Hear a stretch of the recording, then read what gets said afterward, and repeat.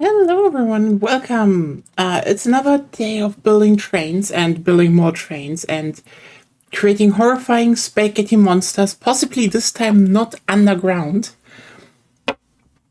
And since we kind of did a lot of transport, locomotion the last time, I thought like, let's play a bit more Transport Fever 2. The third game is coming soon. So, why not jump back? I just realized last time is from 2025. I remember that. Mankind is Oh wait, that's the mm-hmm.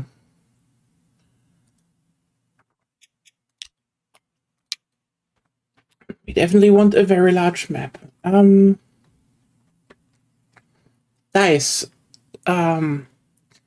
Temperate, dry, or tropical. So, 1, 2 is temperate, 3, 4 dry, 5, 6 is tropical. So we are in temperate this time. I think we haven't done temperate in a while.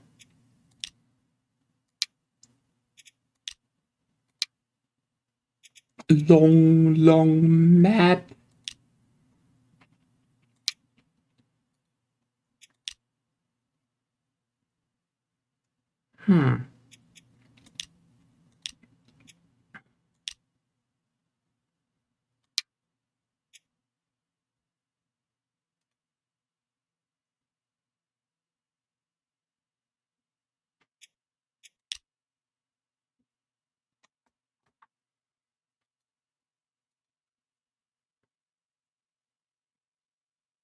Okay, same principle.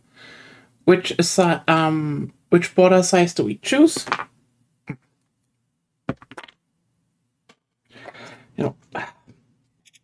The dice is not rolling today. It's a 4, so 1 to 2. Okay, that's gonna be a more of an elongated map.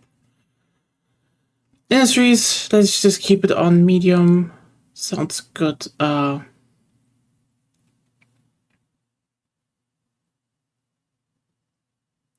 More or less water. Let's just see how more water would look like. I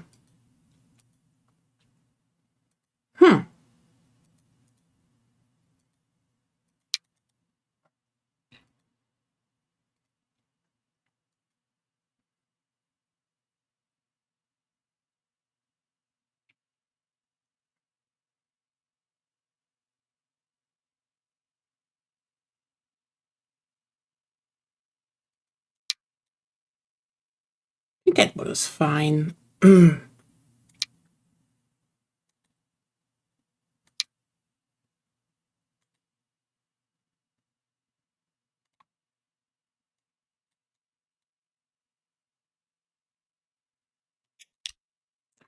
Okay, do we use European, USA, or Asian trains? Same as before.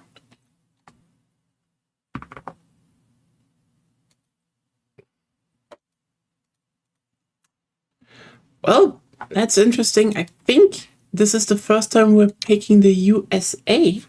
I think we had Asian vehicles and European would be definitely American ones. So,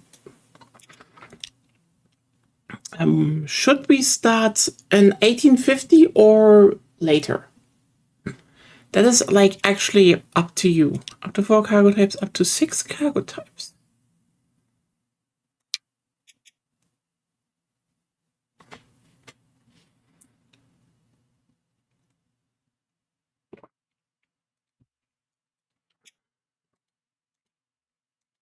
But yeah, chat. Do we want 1850 or up to or a bit higher up? Because I know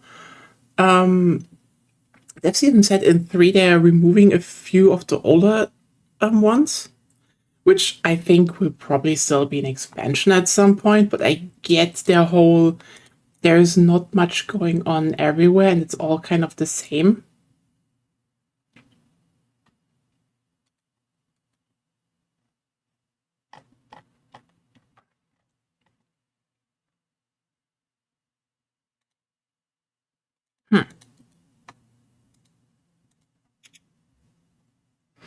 I know we usually start at 1850, so who cares? Let's go.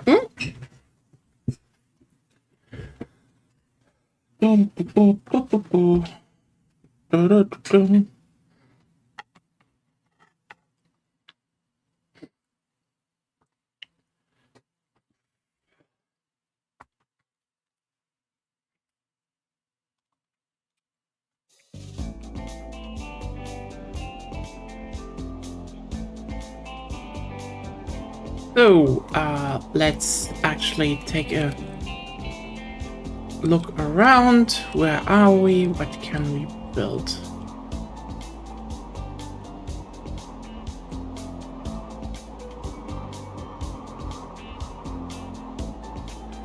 Gilbert wants goods but goods.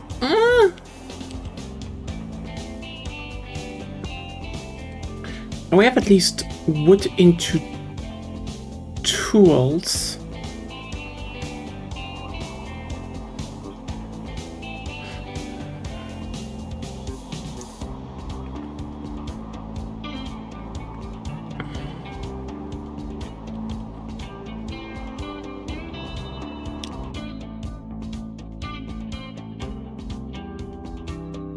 To plastic. Okay, actually that is pretty close. Now there is wood, and here's also wood, and here's a lot of oil. Here's a sawmill.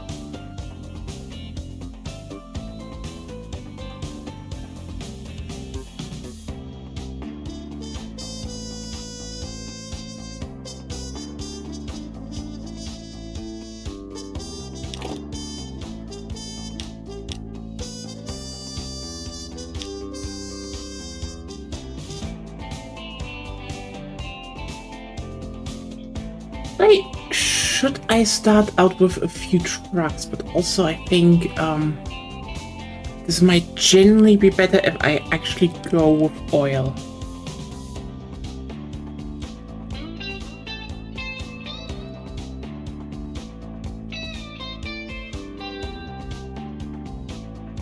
You know, if I start with a train from the beginning.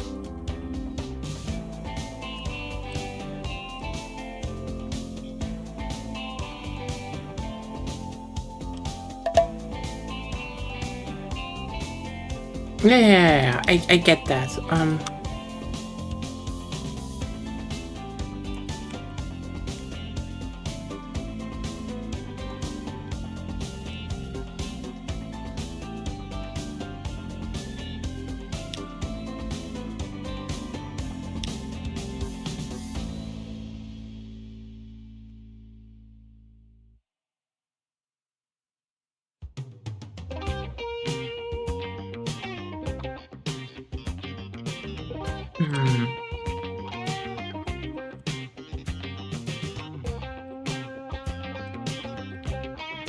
should I make it the terminus or a cargo station, a normal one?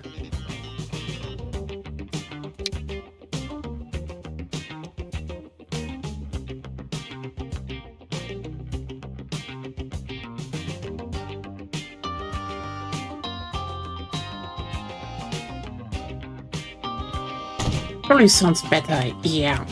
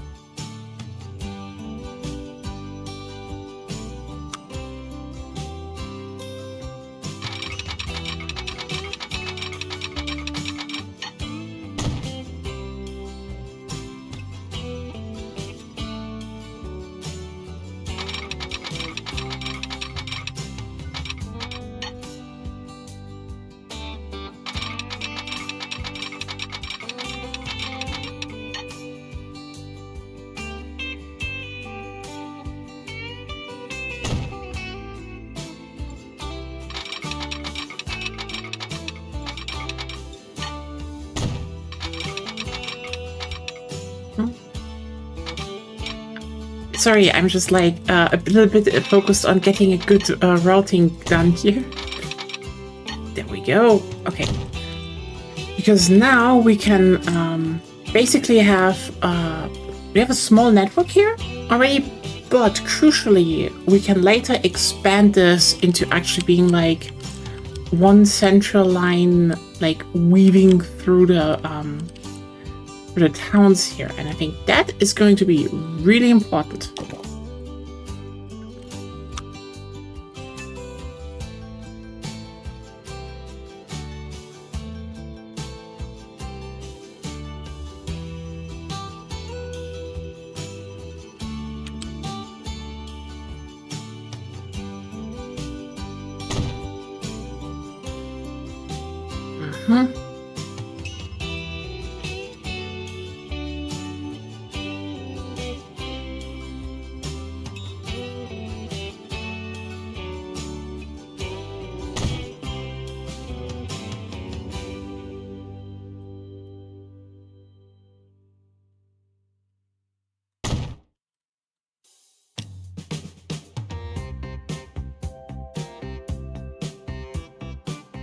Tracks in terms of here, I should probably just make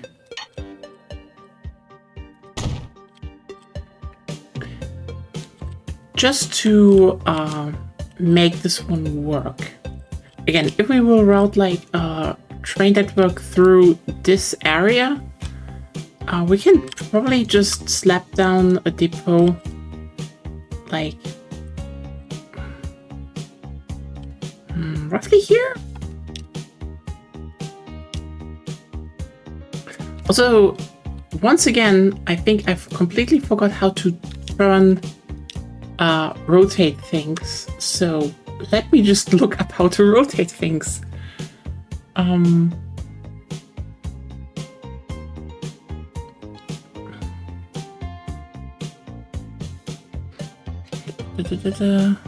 You know what we need? What? We need a rule that if your key mapping is longer than 1.5 pages, you need a search function. That would actually be really useful, yeah.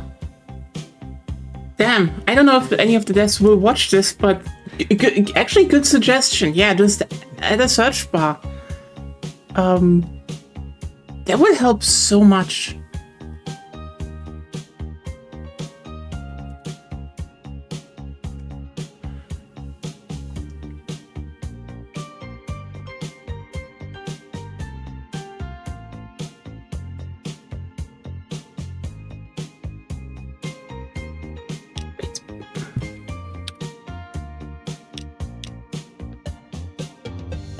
It was Eminem.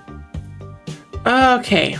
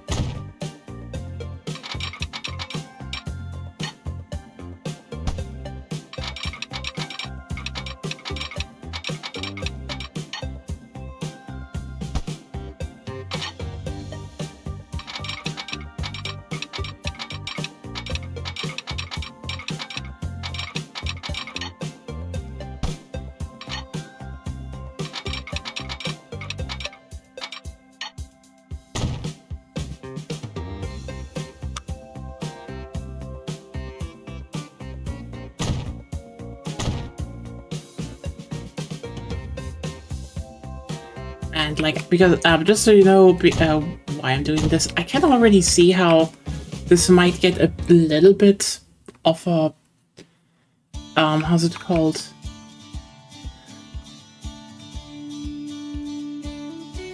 I don't know how to say it in the best way. Tough. There are gonna be a bunch of trains running over it, so you know that will happen.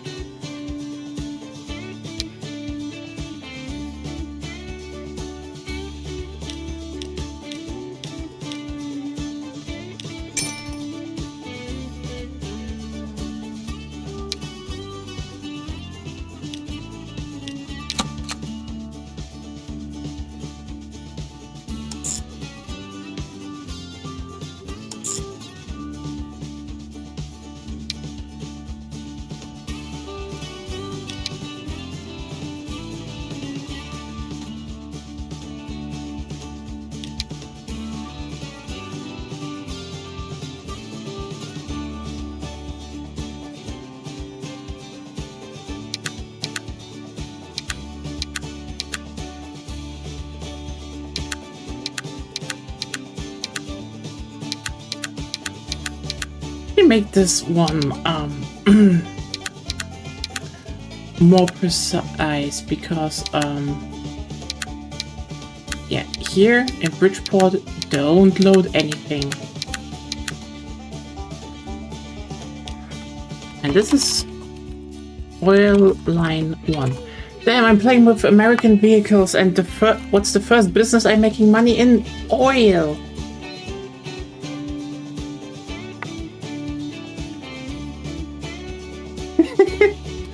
I think people are very interested, are definitely reacting positively to the new Death Diary from Vicky 3. I'm not even saying anything against that, like, genuinely, this is, Paradox came out and, basically was like, hey, if you had any doubts, is this train's only run? AK Tensor, actually no. I already built some trucks. Yes, I am how's it called? Betraying my train roots. Maybe this will become train-ish later, but I generally just wanted to play Transport Fever 2 again and build some chaotic shit. Let me... Because I need to grasp again a few things how it works. Yeah,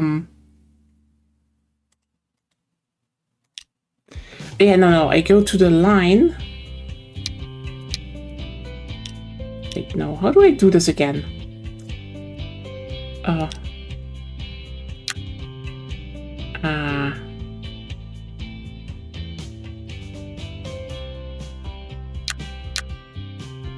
Yeah, right. To oil line 1. There we go.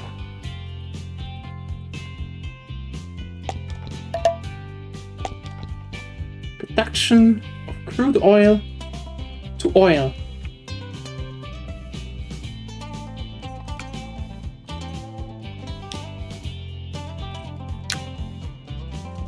Actually, I should name this then the crude oil line 1 and the crude.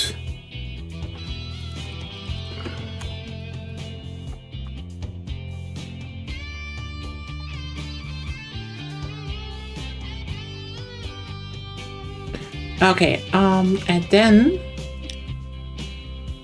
I shall make, shall buy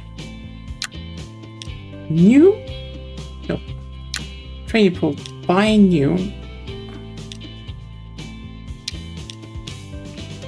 Let's start small.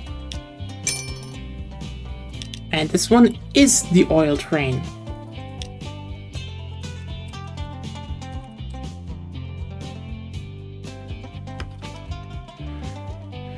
I just need to make a new line. And this is the oil line 1. Goes from Bridgeport to Bridgeport East. Okay. And now we just start doing shit.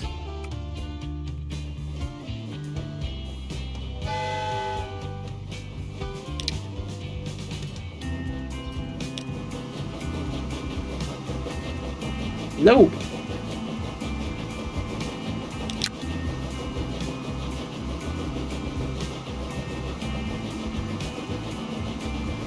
I realize I should probably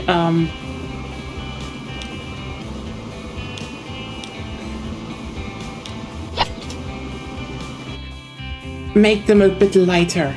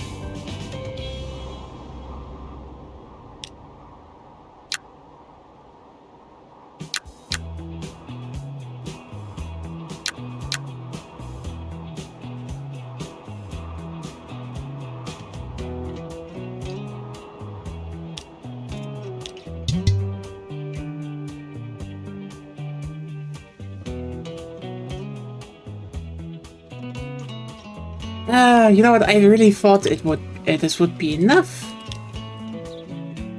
But, well. Let's start with the Pockery anyway.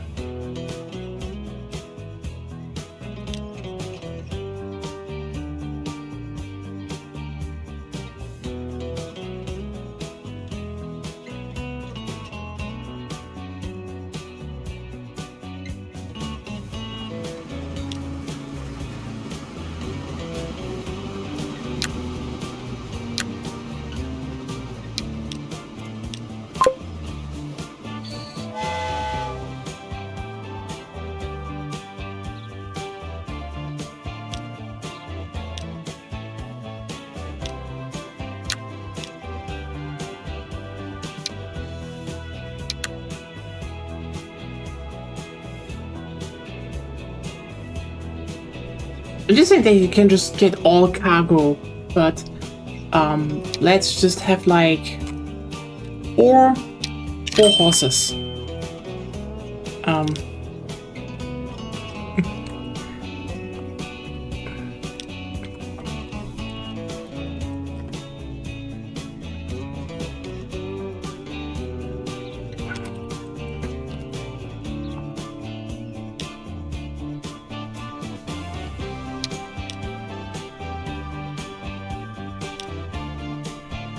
How are you doing, by the way? No, not 14. And then also trying to make a line between here and Bridgeport.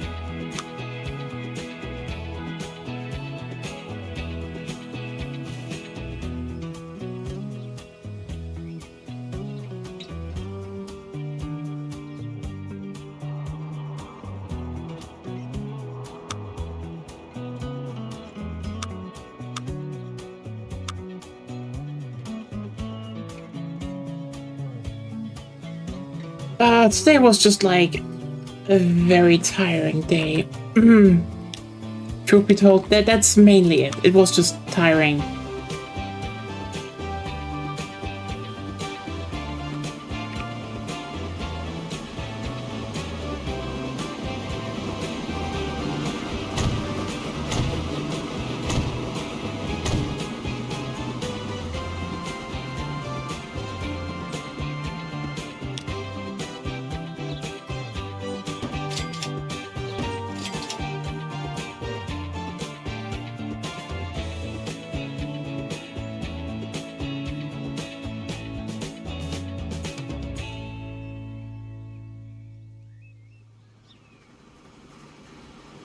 Don't worry, I definitely need to do this one differently though.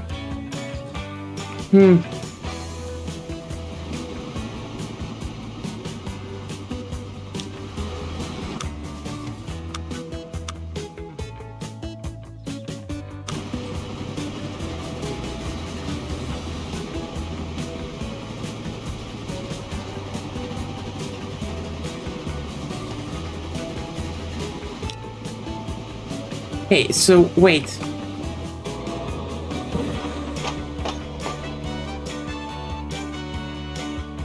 Are you not? Wait a second, why are you not getting any?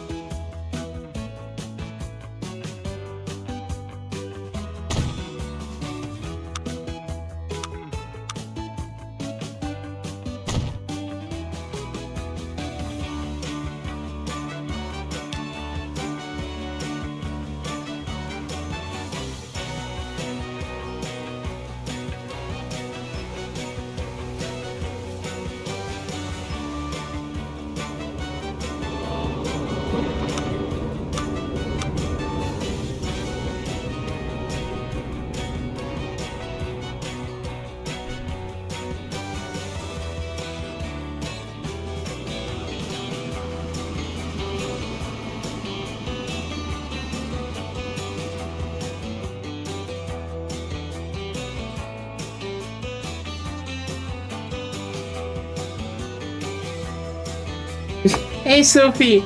Okay, so why are you not loading any oil? What's going on here?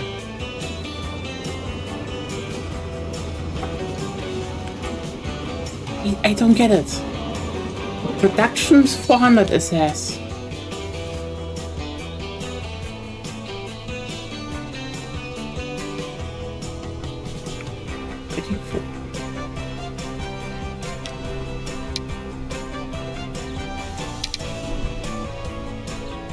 Oh wait, I loaded the wrong thing.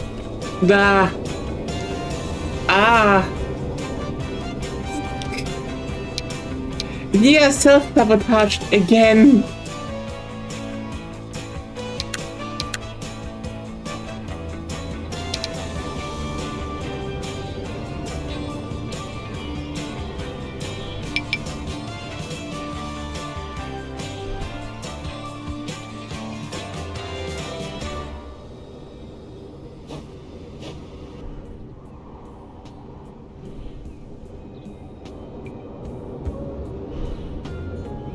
Okay, I definitely need to rework this. So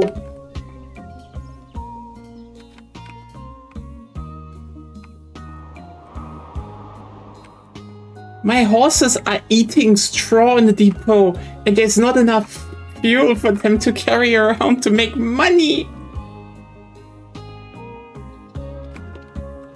Who am I that I think, oh, wait, this is crude and this is refined. No, it's the other way around, Nia. You fucked up.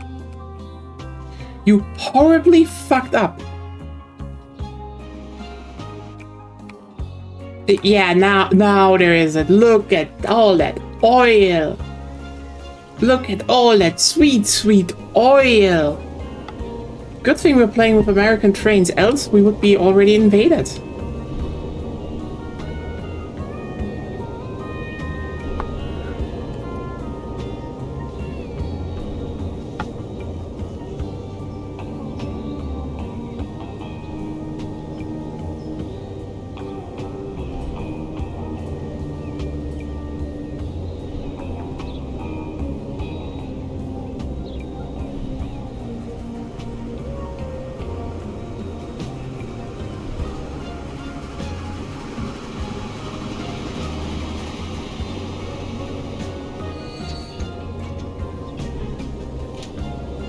It's making money, Sophie. It's making money. Money is important to build other stuff like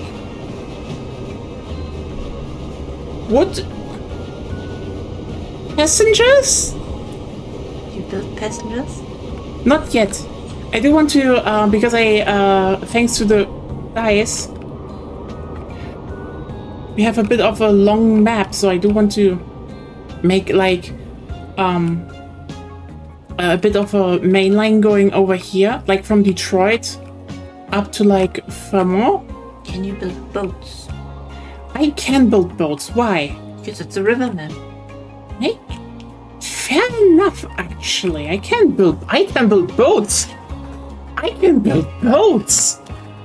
I can build boats. Chat. I can build boats. Where though? It all seem kind of irrelevant. I don't even have wood. Okay, one thing would be getting stuff from the farms over to the bakery, which is already pretty close to. But I don't have money because I fucked up. Will you get money? I could take out the loan. Again, I need to rework this. Generally, will you get money? What? Will you get money, or will you just fall further into debt? I think I would get money if this thing would work better. Okay, why doesn't it work? Because I fucked up building it. Because of signals? Yeah. Let me borrow a bit of money to fix it. Mm-hmm. You should pause because you soon have no money. Yeah, but like, I can't actually...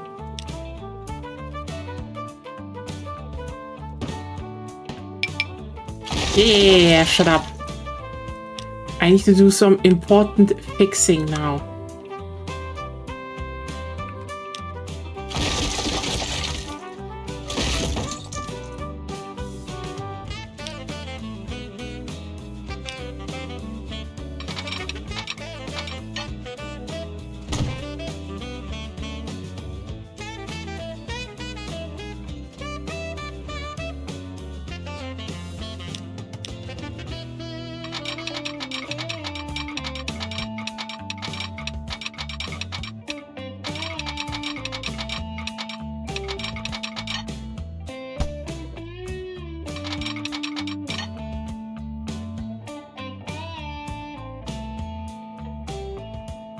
Okay, but what is the problem now? Okay, so just...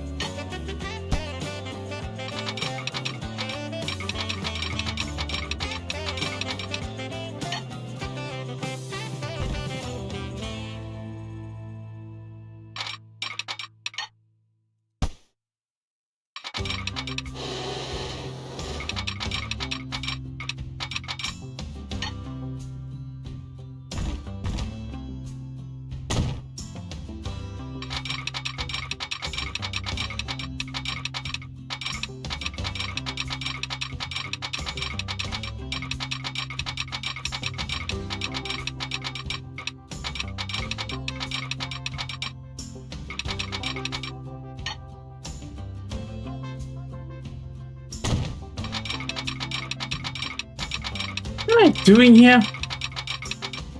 I can't fix it with one additional signal. No, how? How do you think I could fix it with one more signal? Also, I could just build more spaghetti. Did you think about that, Tensor? I could make it worse.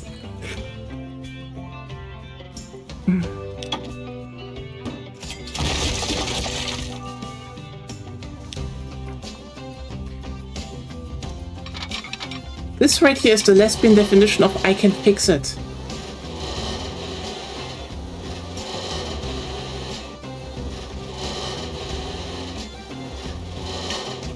I like your whip. Hey, Leda. Yeah, my way is better. And I did it my way.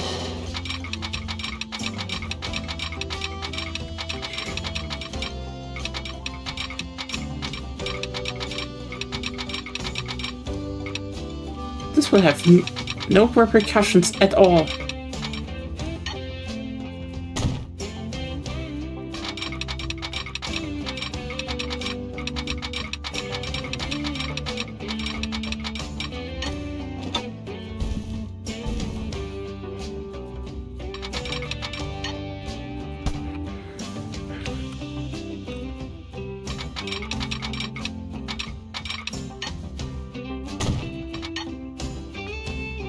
When in doubt, build more bridges. Yes.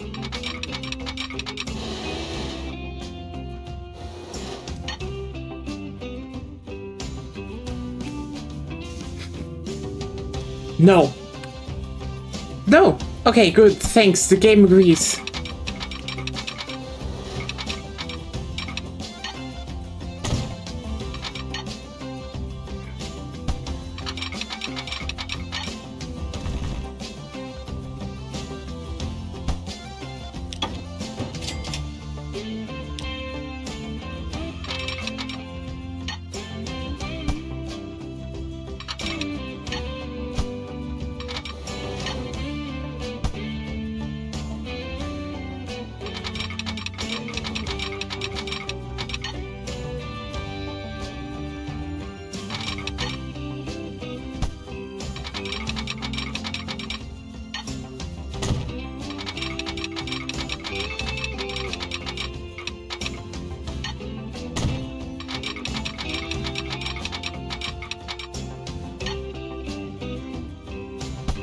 Too much slope. What are we, IGN?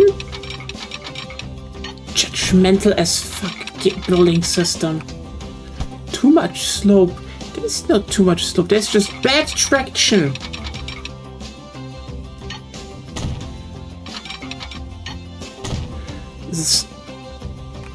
Right.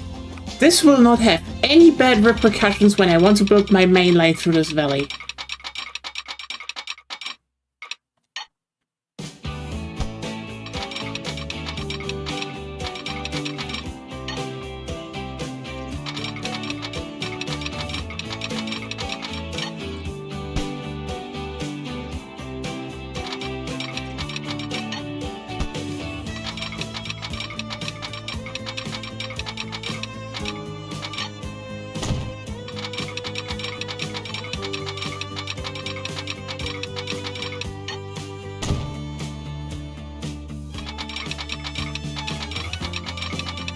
Yeah.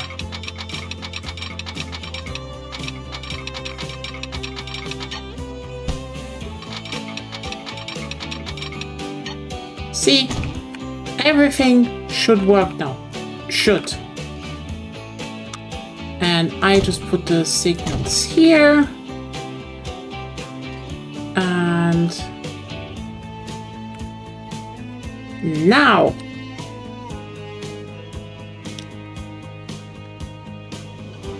see, it elegantly involves itself within yeah.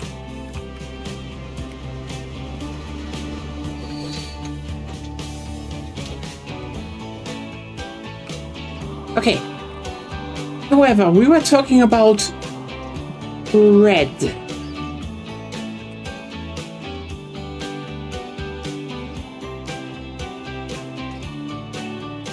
Okay, again, I hate to say though that a truck line might actually be better here, but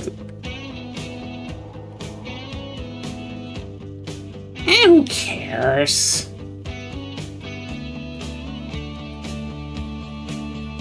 I don't have the money. Well, do I wish that we have the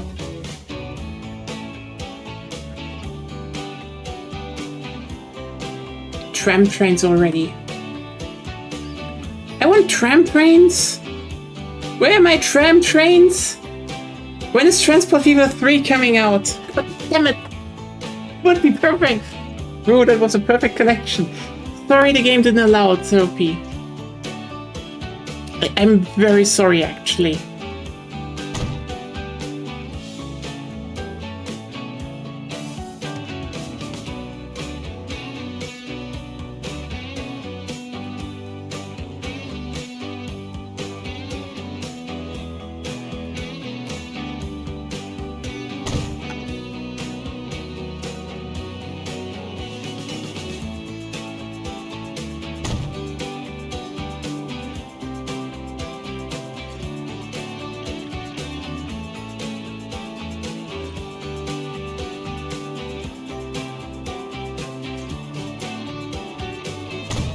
Right, so who wants some bread?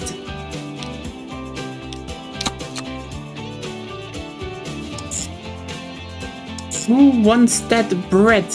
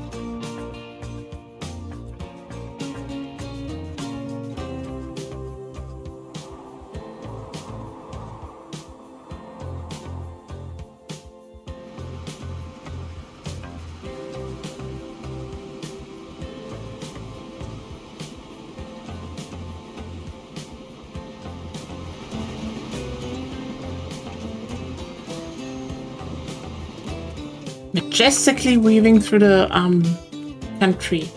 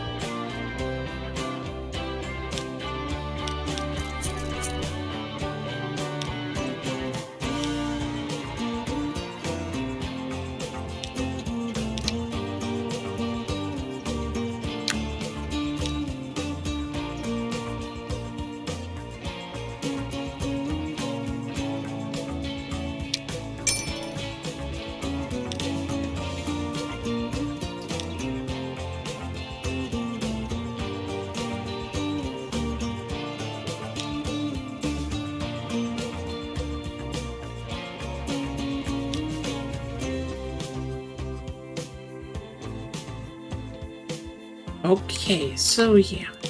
Oh, by the way, how did it go? Do you have the monorail idiots now, or did the smart people win? And you're getting them trams? Are your politicians eating their city link like a big boy? Hey, have you actually seen what I put on Blue Sky? I also put it in the Discord.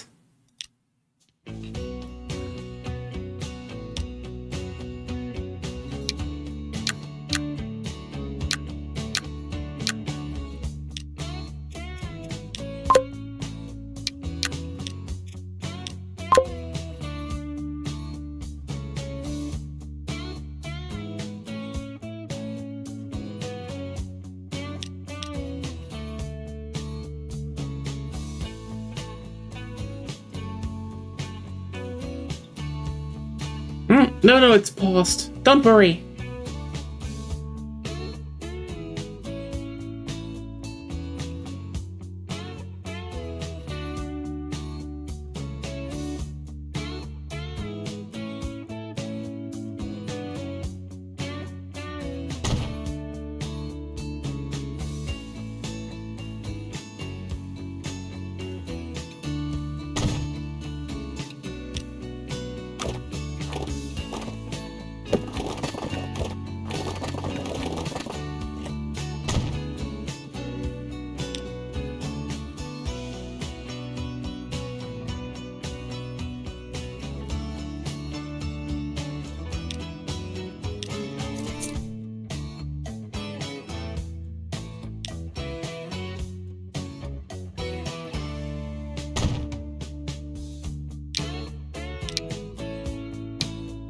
The Zoroaster's conservation oil tanker. Ooh.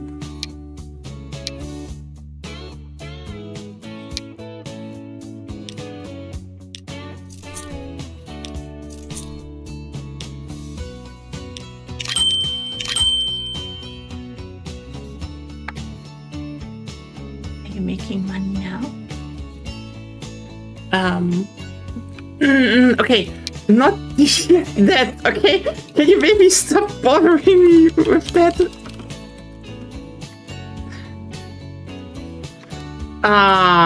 Again. You need to bully them now. Make the tram happen. Love the newspapers. Yay! Honestly, I'm just saying. Feel free to print that out and throw that around as like propaganda in your town. I can do more tram propaganda if you want to.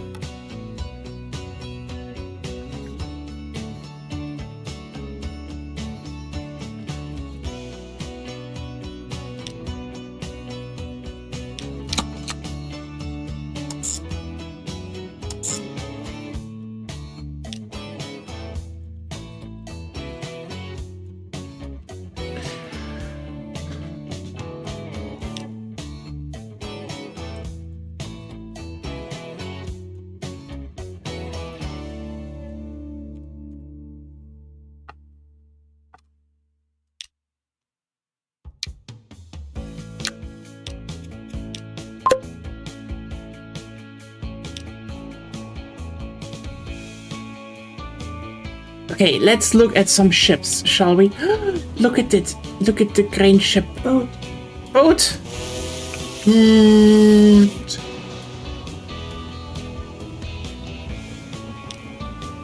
Wait, I need to make sure. You do not anything but grain and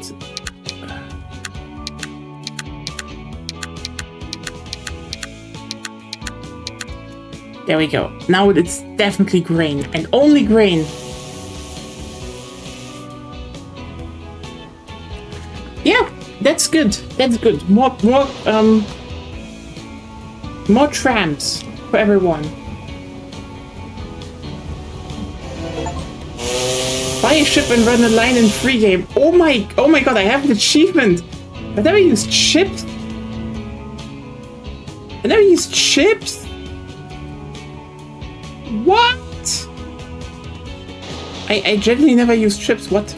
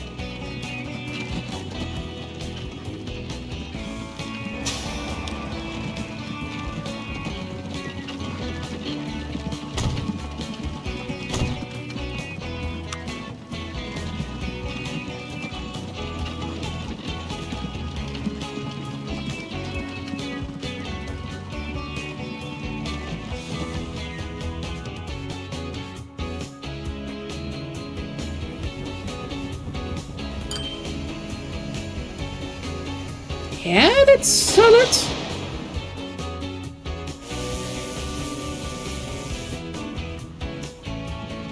I think they're actually producing bread right now.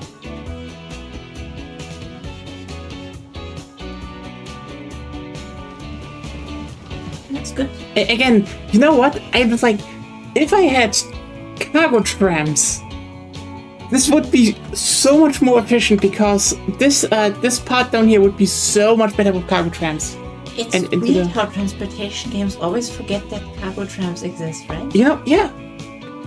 Oh, okay, let me put it like this. Please use the Odoodoo. But let me more put it like this. I think a big problem that they forget is that routing trains through cities and through streets is actually a very normal thing, especially with especially when you have something like older lines, factory lines, and especially by the way,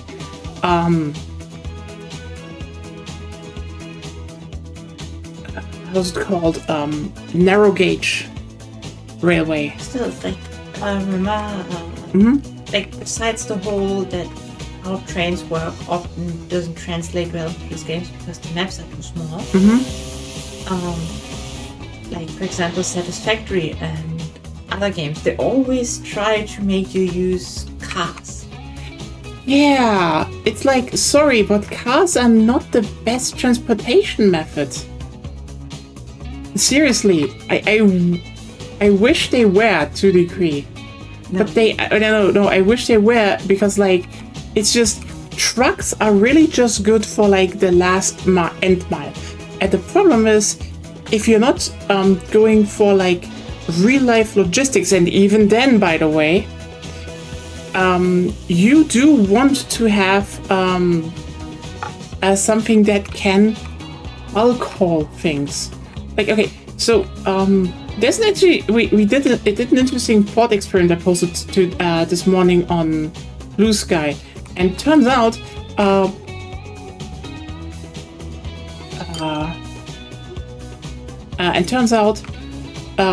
in terms of basically the idea is, let's assume a railway line. It transports let's just include like basically the need for transporting a good from point A to point B and back every day for a year. This can be just a generic cargo good, or crucially, passengers. Now the question is, at which point will it be more efficient and eco-friendly to pull it with a steam locomotive, like a coal-fired steam locomotive, versus trucks? And here's the thing. Trains win very fast. Especially if you would have like long distance shit. Even something like the big boy. Like you might steam trains. One of the reasons why steam locomotives were just phased out is while they could produce a lot of power, their main problem was quite literally they were just not as fuel efficient as diesel engines in comparison. Like the best late steam engines were just 1/5 of the steam of a diesel engine. And interestingly, if you actually compare that to a truck, you kind of get to the whole how's it called? To get to the point that a train is how's it called?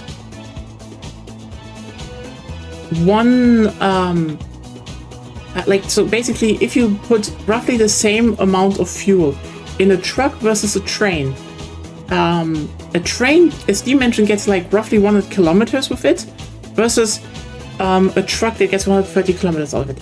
Now, steam engines need also to preheat, which, you know, also means, you know, you need to extra heat. You can do that electrically. A lot use wood for that, which is also just fine, honestly. But yeah, crucially, there will be some parts, or like some efficiency will be lost simply due to the fact that, you know, well, they need to preheat, etc. But the moment the steam engine is rolling, it is more, it is beating the trucks by a landslide. Like, think about that for a second.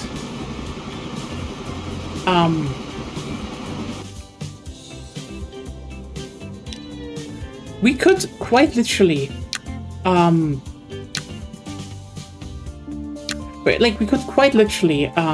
look at, okay, wait a second, I should probably make it like this, and how much do I need for that?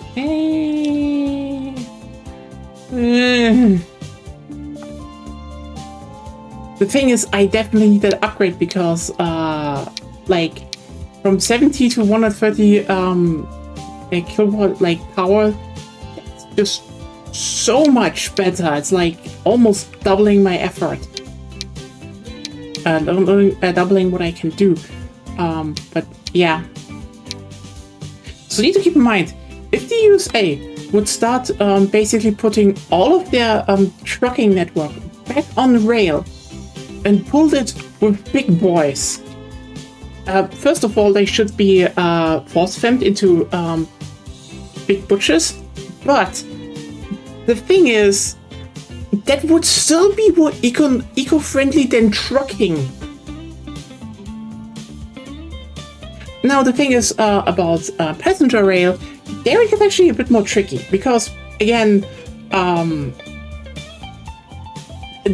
cars are pretty fuel efficient nowadays. You know, if you're not looking at diesel engines, but they are pretty fuel efficient.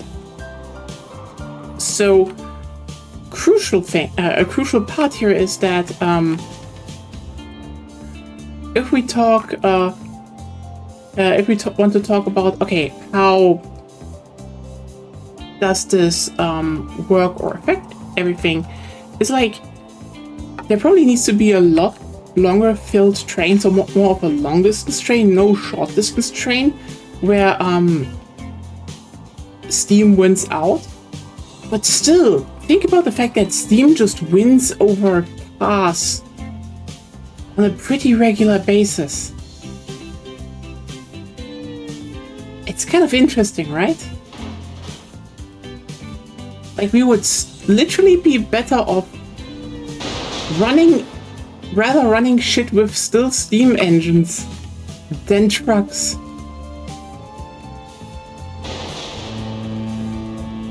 I find that fascinating.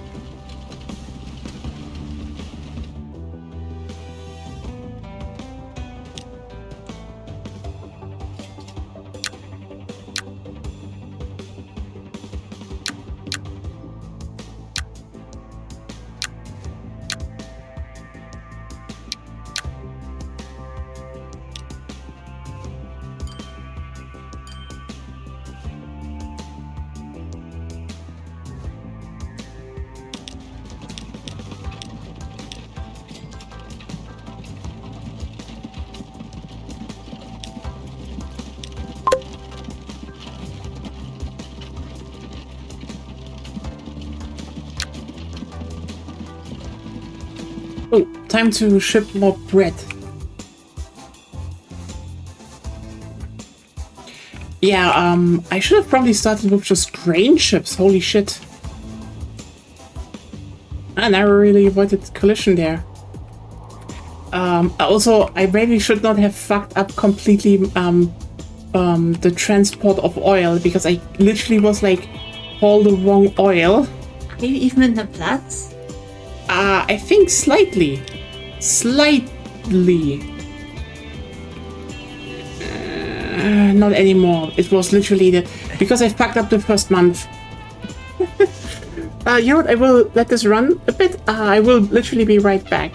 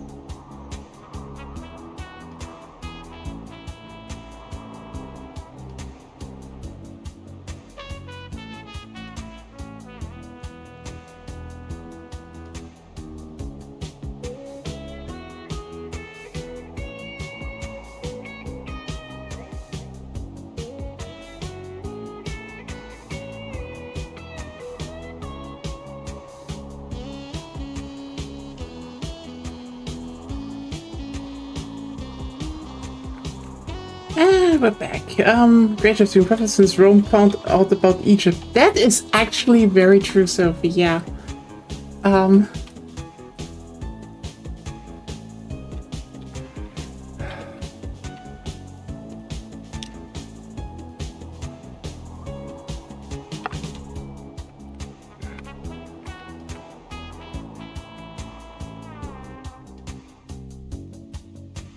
Yeah, chat, I think I'm cooked. Just due to one thing. I generally just fucked up the first installment of the line. That was genuinely my major fuck up. Yeah, the Phoenicians already called around a lot of brain. So let's fix that slightly.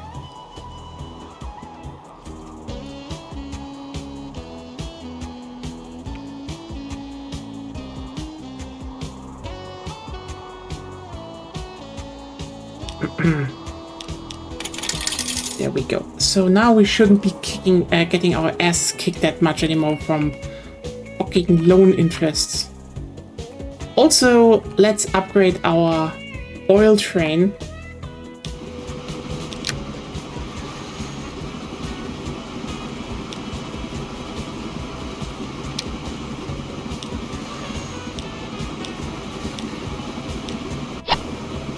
Now.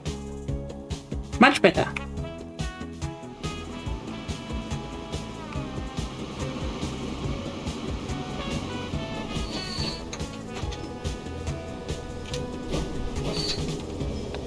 True, but the main thing was more like I couldn't really add much more, or else the train would be getting slow. So we will be definitely upgrading that later.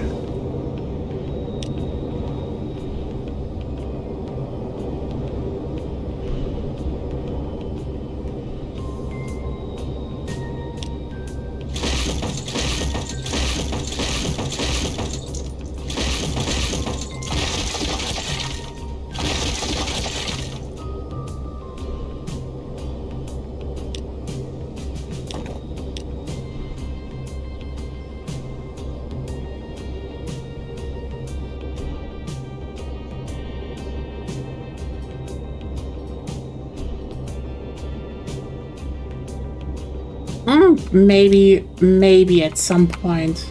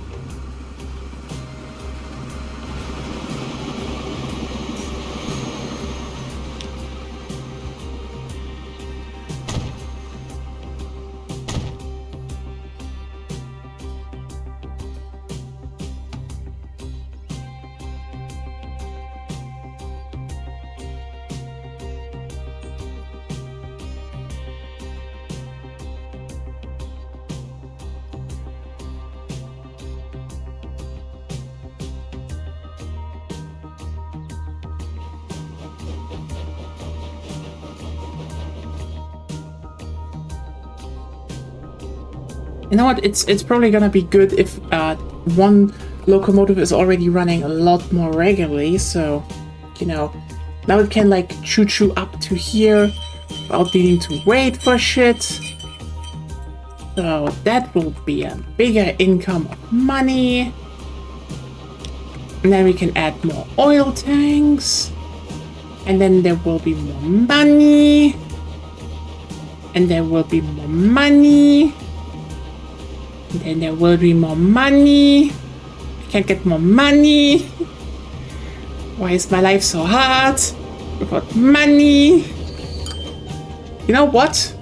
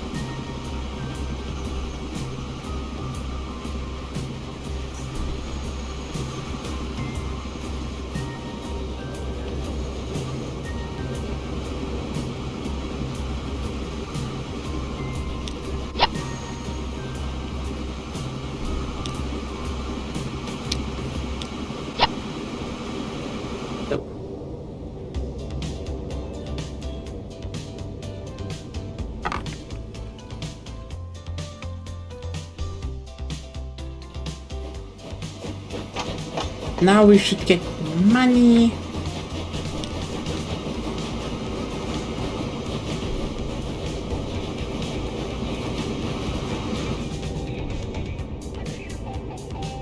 No, I don't actually need more speed. I just need more cargo being hauled. Truth be told.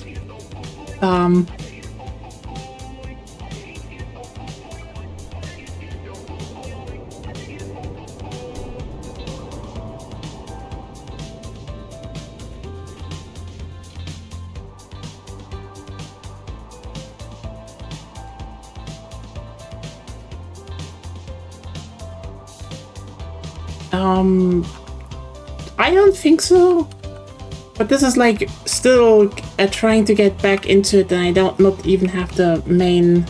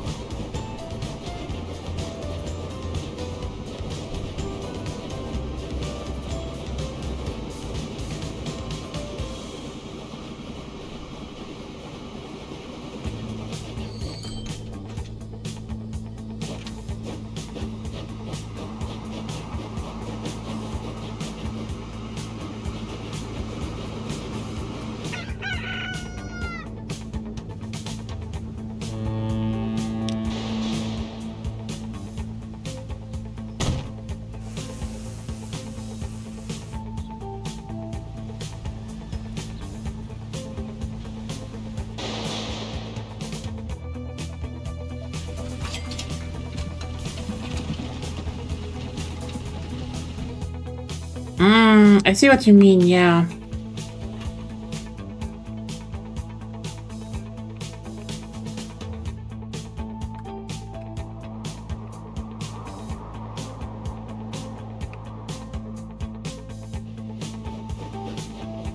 Problem is, at least with those basically lines that bring stuff somewhere, they kind of have to run empty to a degree.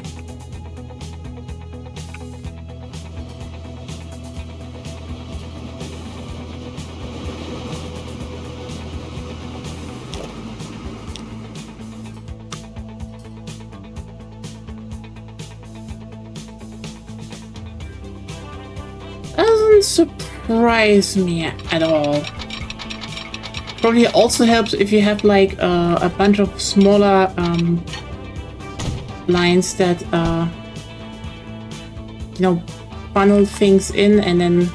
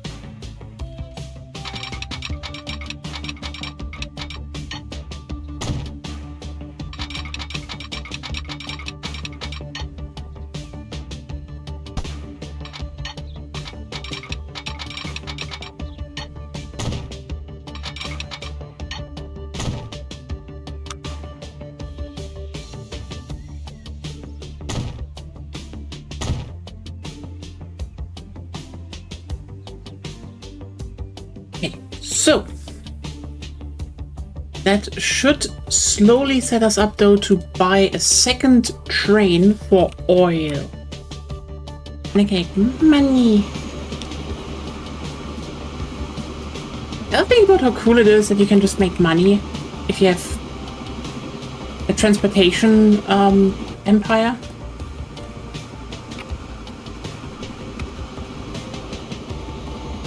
I mean, if you really think about it, it's kind of high-grade transphobic that I do not have a transportation empire in real life.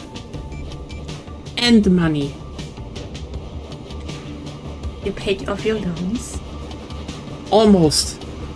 I rather wait until I get a second train to make more money to then pay off loans faster.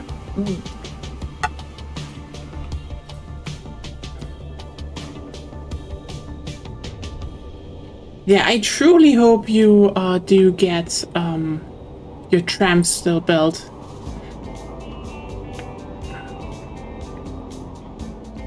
Sophie, because trams, the trams, they are important. They make the world go round and go choo-choo sometimes, because when they run on coal, but they're not run on coal nowadays, so they're more like honk honk. But that is also depending on the country, because sometimes it's just a dude, or if you're like in another country, it's just a ding-ling-ling-ling. That's what trams do.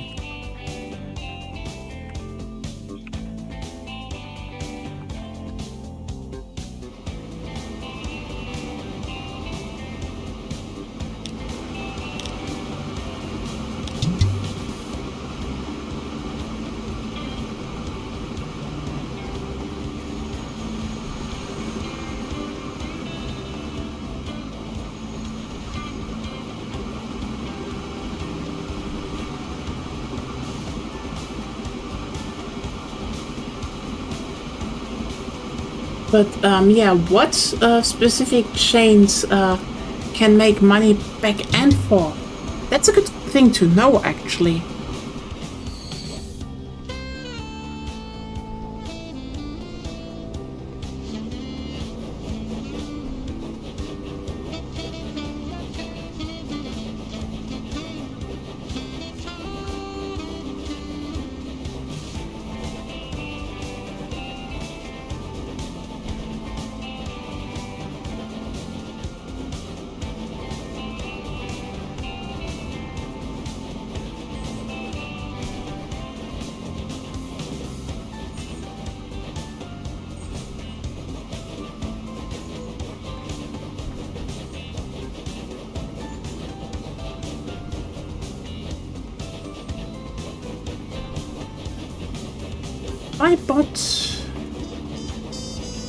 I can soon clone my crude oil train 1. You know, one thing I really think this game should have had is those newspapers from Locomotion going, wow! If you have, you know, if you made like a record in terms of average speed, or you know, oh, you now delivered things for the first time to this and this fuck off remote town on the map.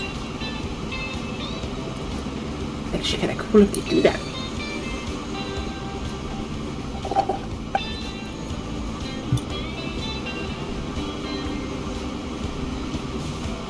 Yeah, more like what are the chains? I'm kind of interested in that.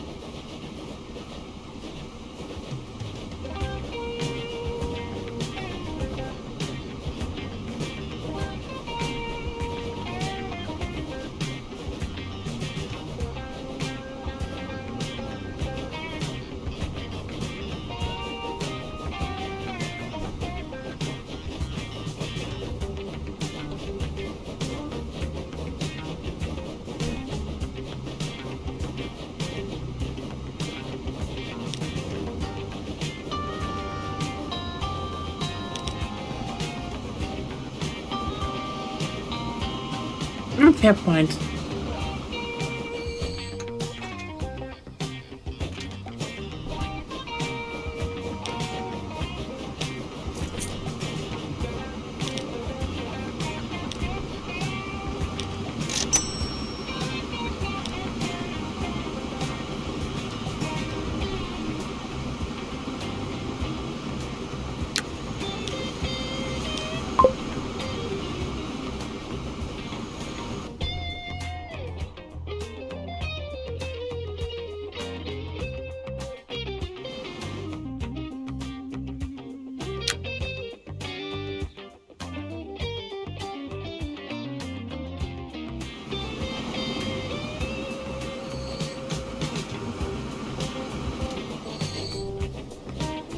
Yeah, they still run on wood.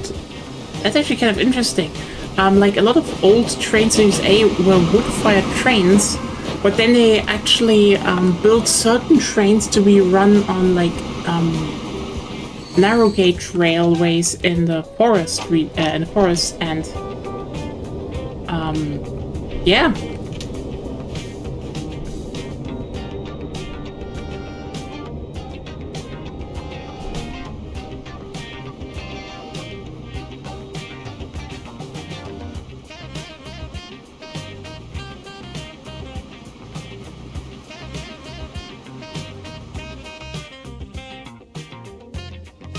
Like,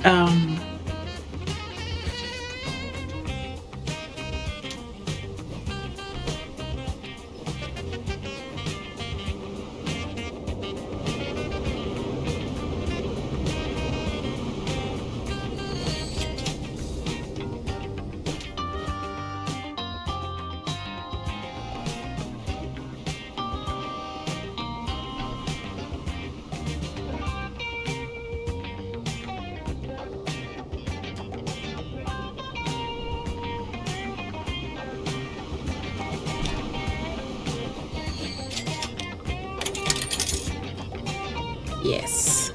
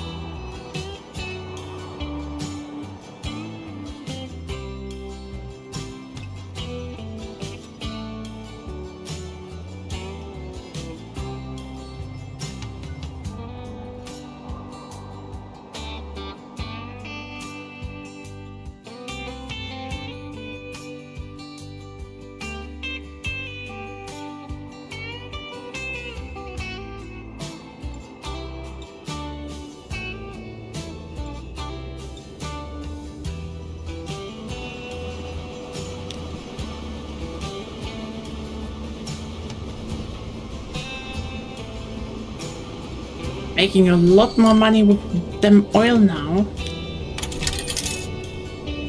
Less loans.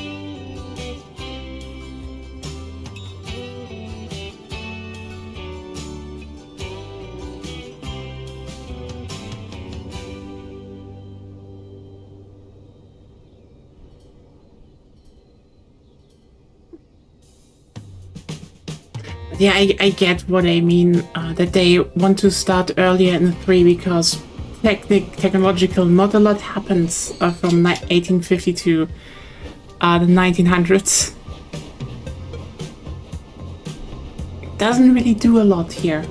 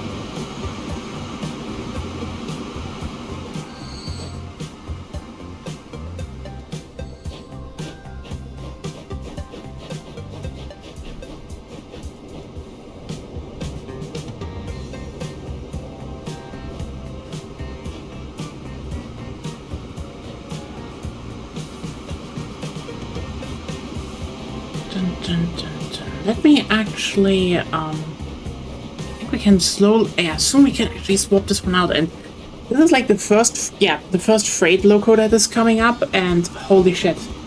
As you can see, the difference is top speed, again, 15 kilometers per hour more, from 130, look how much more power this thing has. It is... There was a gigantic leap in terms of how steam engines were designed from the 440 to the General to the 280 Baldwin class. By the way, if you wonder what this actually means, so you know, why do steam engines have these weird numbers in front of them? The answer is actually pretty simple and pretty interesting, truth be told.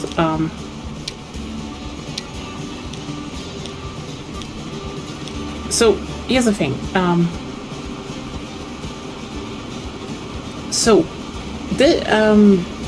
They basically say how many wheels you have.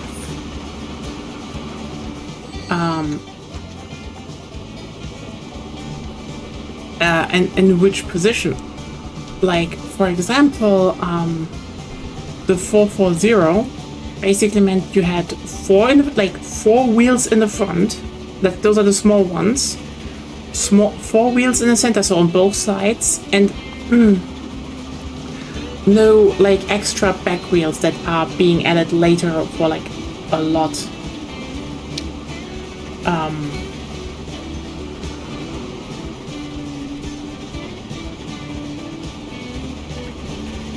For a lot of locomotives, but here it's actually kind of interesting because like you see the difference.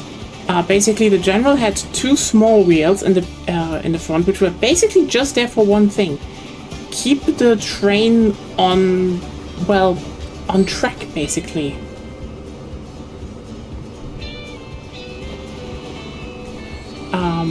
However, crucially, they just then had two big wheels in the back, which were, you know, the main ones being powered, that created traction. The difference on why the Baldwin class is so much better compared to the General is quite literally, as you can see, it has two small wheels in front, so you just have like two small guidance wheels in the front, and then 8, you know, smaller wheels that are powered. So if you, because that's one of the things how steam engines work. They basically have steam that pushes a bar back and forth, and those turn the wheels. And if you turn more wheels at once, as you know the Baldwin does, you have way more traction, as you can see. 40 tractive effort, 70. That is so much more. It is a whole lot that this thing can pull. And as you can see, it goes into the part where it goes up the hill, where our previous one barely got but the 20 kilometers per hour. Now it gets the 40.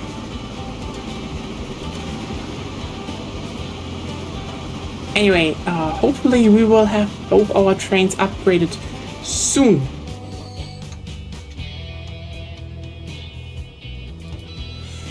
Okay, come on, game. Now it is getting a bit there we go.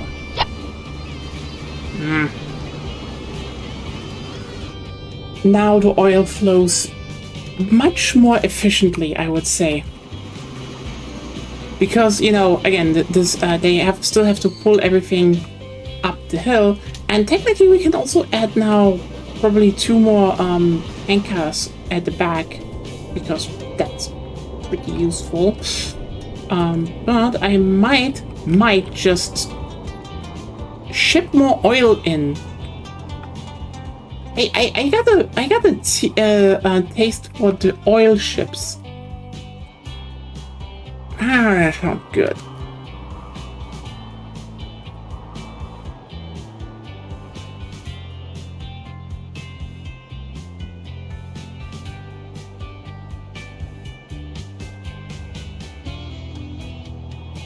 Well,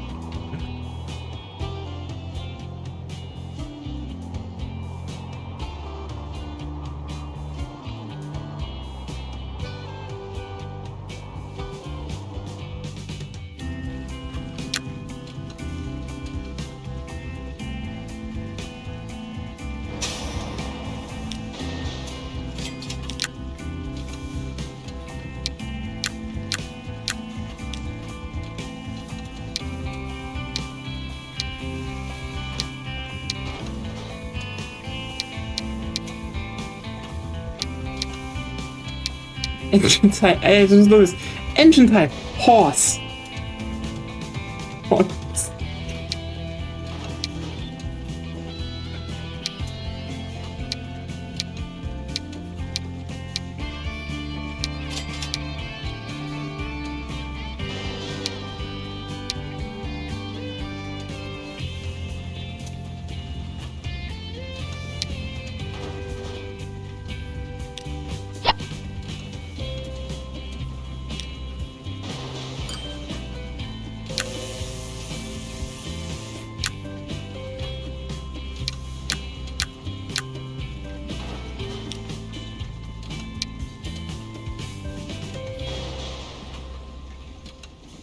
So, a bit faster, a bit better horses.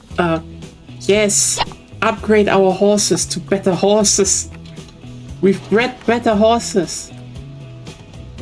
I mean, let me just be clear here. Like, there are 3 things you do with horses. You let them pull things, You race them against each other, and you breed them. Like, horse breeding is just like as old as humanity to a degree.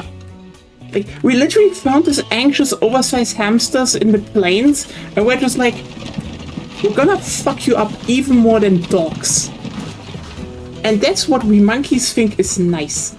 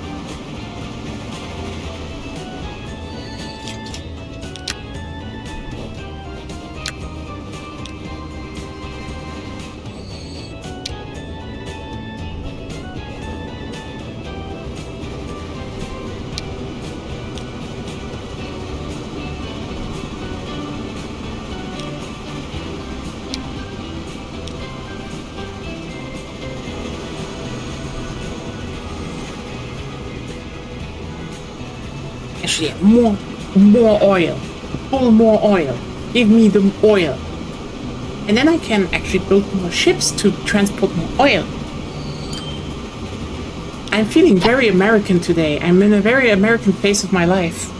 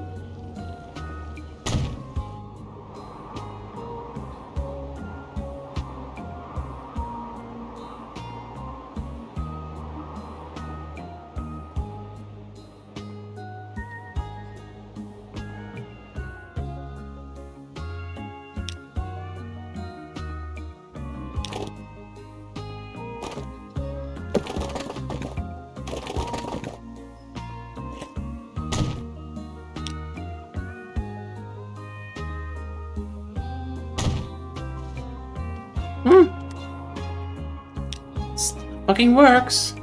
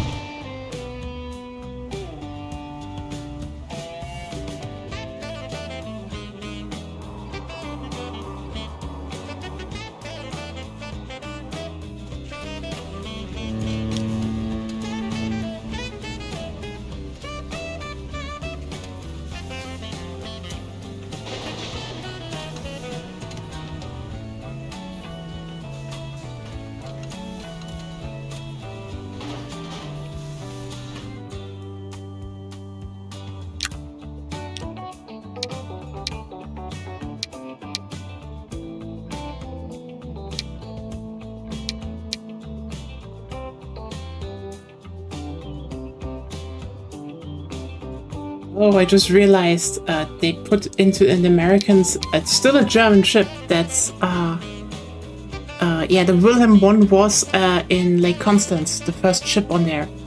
That's a Württemberg ship.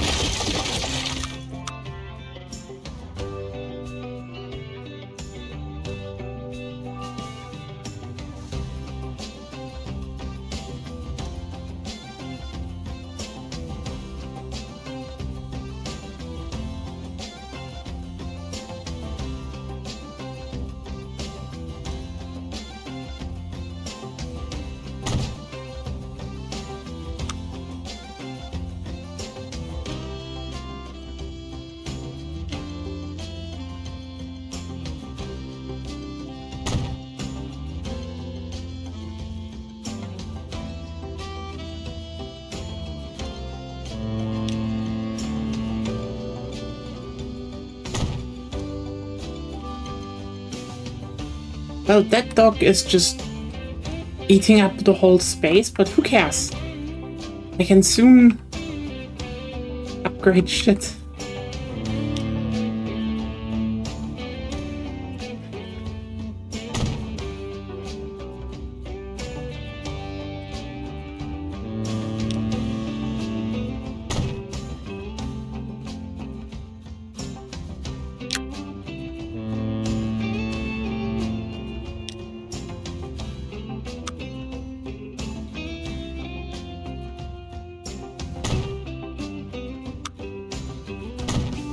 Only grasp how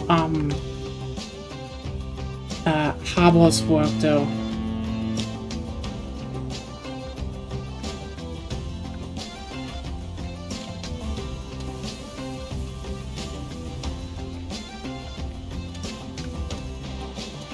Need to rebuild this harbor though. A lot.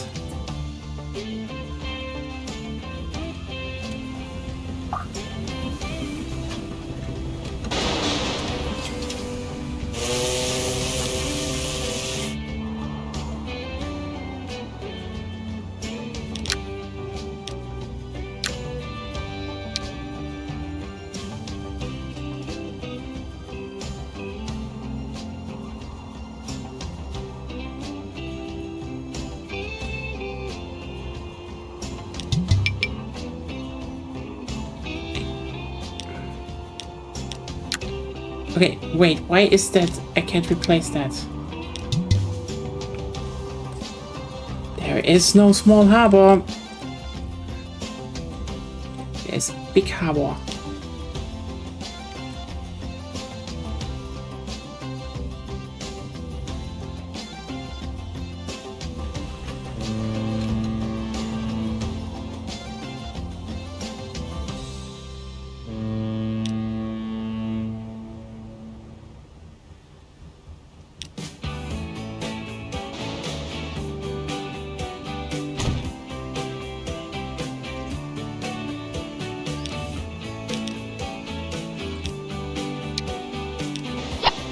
There we go.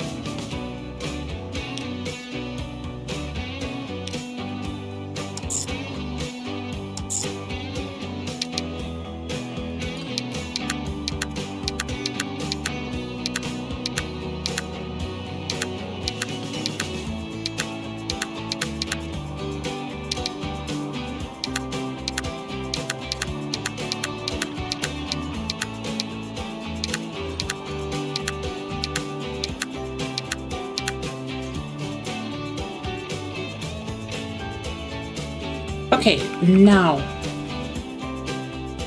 the harbor has expanded a bit. Now we can actually do shit. Yay?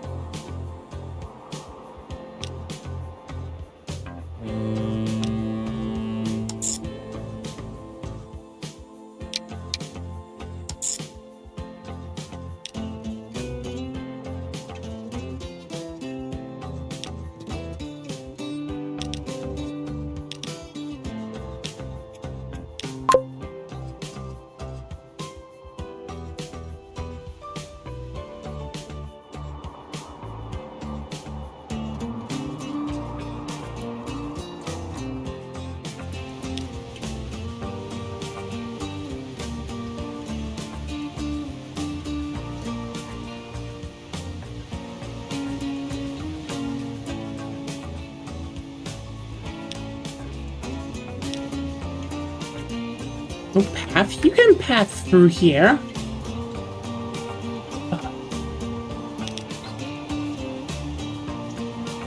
That's a good question, actually.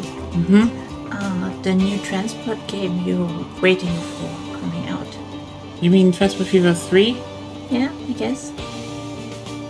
Yeah? Can you, like, dig rivers deeper? I mean, terraforming is already a thing here, so...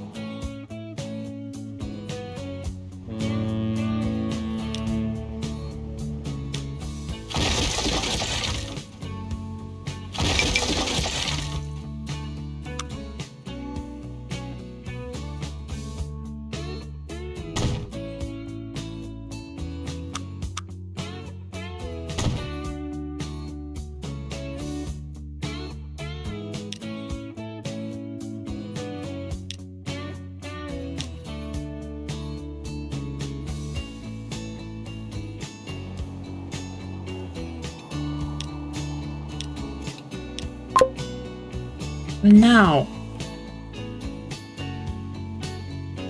finally,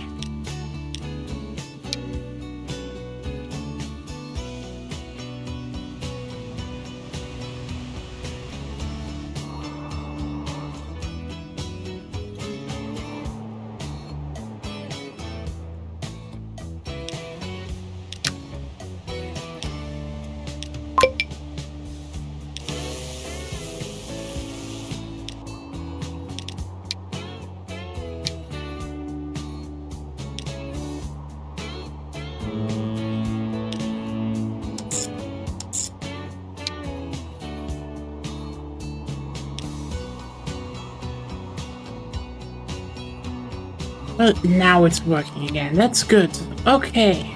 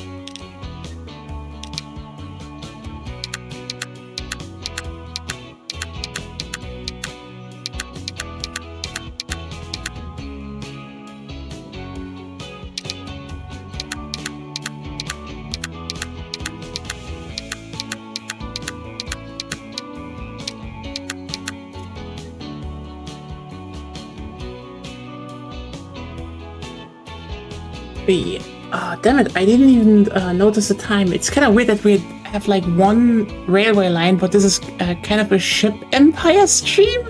How the fuck did that happen? On the other hand... Because we talked about Victoria 3. Well, that's actually true. Holy shit, you know what? Fuck it, I need to bring this one up. Okay, for everyone who doesn't know, we like playing Victoria 3, and we will talk about that tomorrow probably as well more, but I do want to get this one out. We've basically been really anxious how the naval update for Wiki 3 is going to turn out. Like, this was a major point for us. We're like really anxious. It was just like, okay, the whole let's turn everything into, you know, its own ships and all that. Add a ship design. We still don't know how the ship designer looks. That is in, I think, 2 weeks. But like today, they actually showed the baseline stuff they're working on, and oh my god, Paradox. You know what? I should never have probably doubted to a degree. How's it called? With the Wiki 3 team, right? Because they have consistently made things that Agonia and I thought is could be bad, fun. Like the only thing we are literally right now worried about is performance.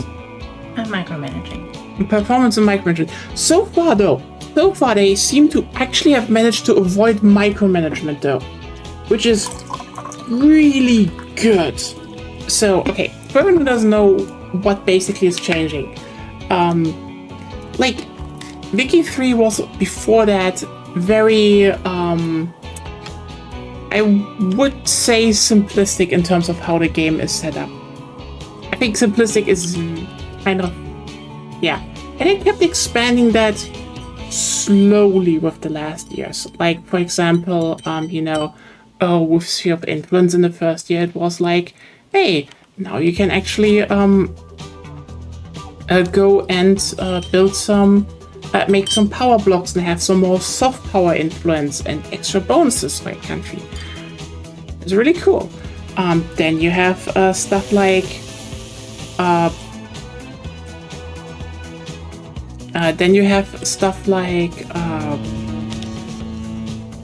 Brain, please do not leave me hanging here. Do not let me down, Brain. Okay.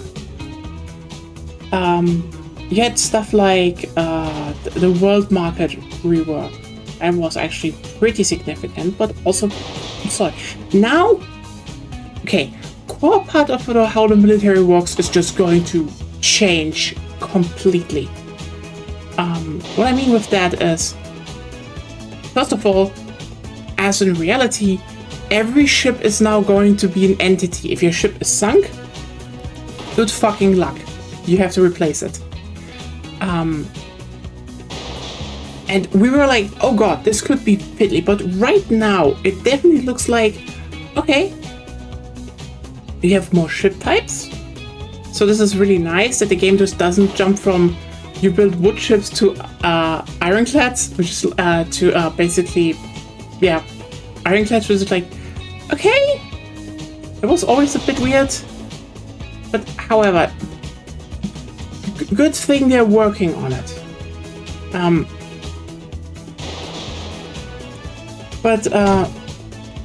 Yeah, the thing is, they now went and were like, okay, good.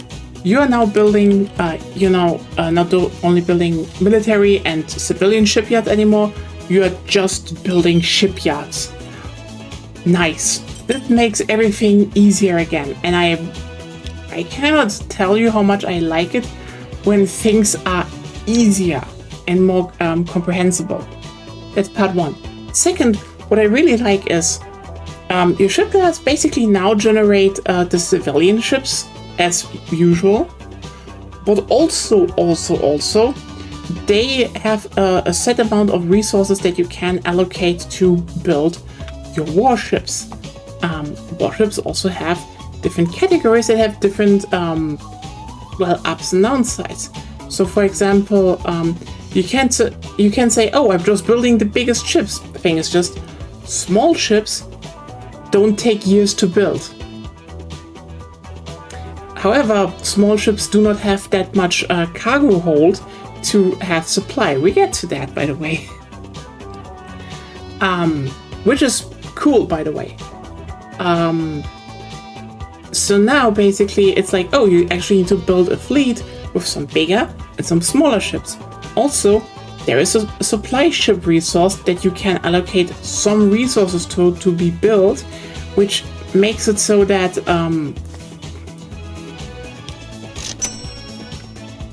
sorry, by the way, I need to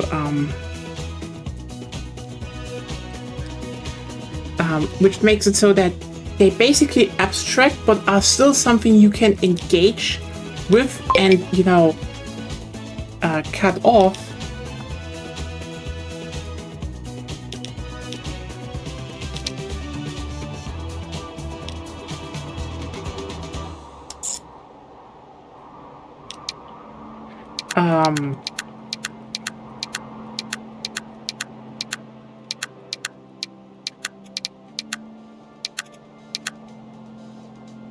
So again, actually really cool that you can do that. And as said before, you need to now actually manage, okay, how much supply does your fleet have, and how much can it actually haul around and provide. Really cool stuff. Also, you know, this makes supply not only something that is like purely distance based, like, you know, Hearts of Iron 4 does it, and Hearts of Iron 4 kind of does a lot of things badly. But yeah, that is genuinely really fucking cool that they're doing it like that.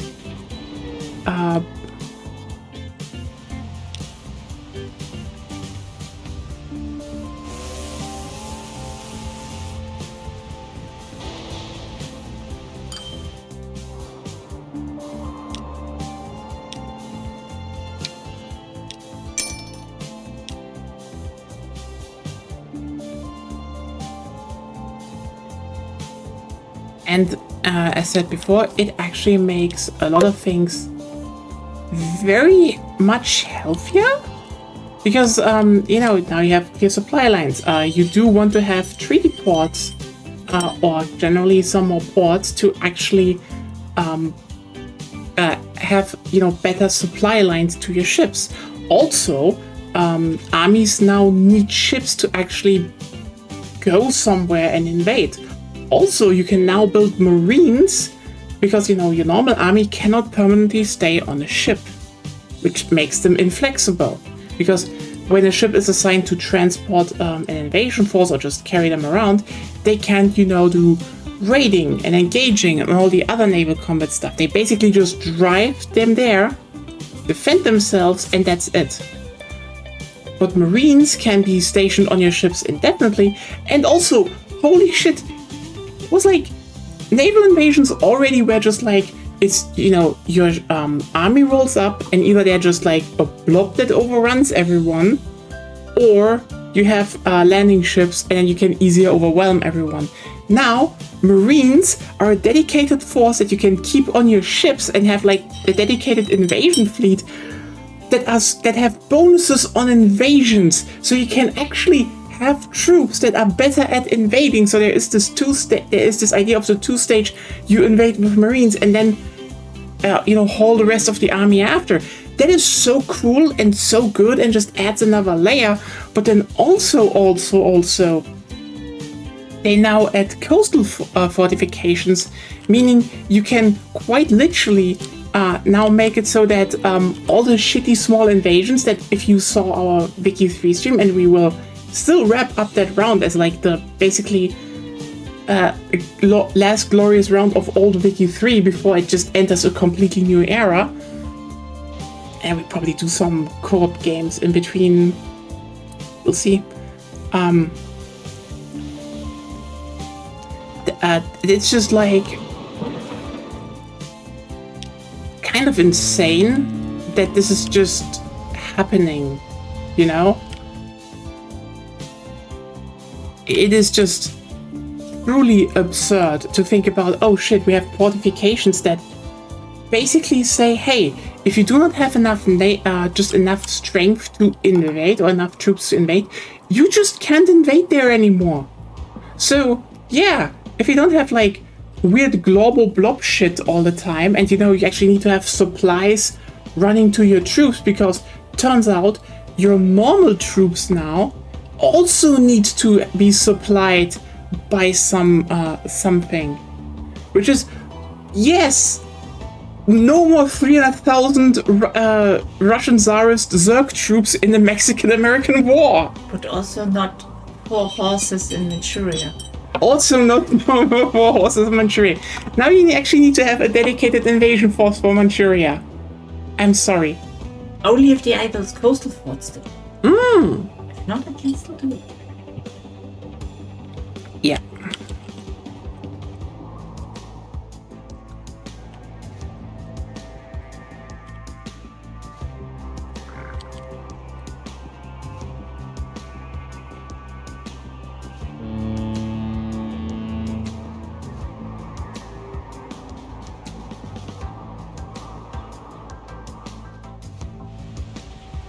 Yeah, really fucking cool what they're doing there.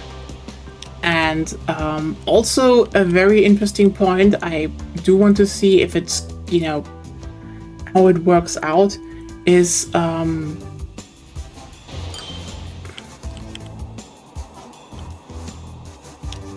this idea of what's it called? Also, I will now buy 2 ships, and those are the oil ship 1, oil ship 2, and you both go onto the oil ship line 1. We added more logisticity to the logistic. Yes, Sophie, which is good. And like, also another really interesting. Okay, here's a change. I don't know how it will turn out, but I think it will actually. Okay, so one of the big things that happens, especially it happened under the old system, was because they're actually reworking the interest system, which is okay. If you don't know how it is, how this works, basically in Wiki 3, you need to have an interest in a world region to actually do stuff or engage with people there. Now it's a bit different. Basically, before that, it was you had a certain amount of interest you can have, and you just clicked on a region, boom, you had interest. It slowly built itself up, but that's how it worked. Okay. Now it's staged. So like you gain interest in a region if you have treaties. And if you have treaties, you gain slowly like 1 or 2 interests in the region, like one level or so, and then you can maybe conquer stuff there, and you can maybe core some stuff there. The thing is, only on higher levels. I only saw with level 5 interest, so this might actually take a while. Can you actually go and build colonies in a region? Which is okay. This is a huge change. Because I don't know where to start with that other than less great powers will probably just throw colonies around. The scramble for Africa might end up being less. The Brits just eat it all. Less. The question is the whole AIs joining other wars. How interest will change that. That is true. I don't know, but we need to see how that actually works out.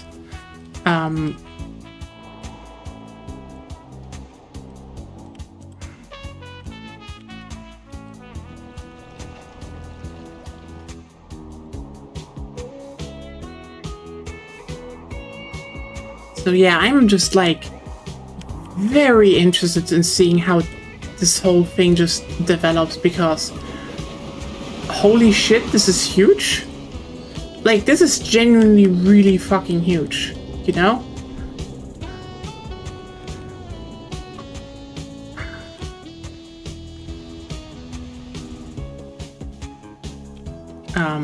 And I really am just like,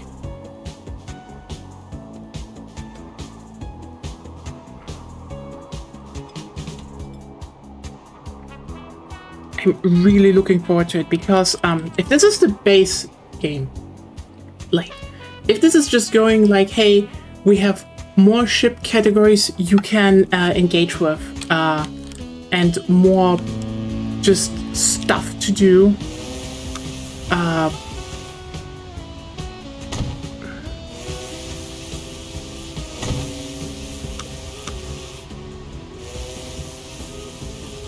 I am very, very much down.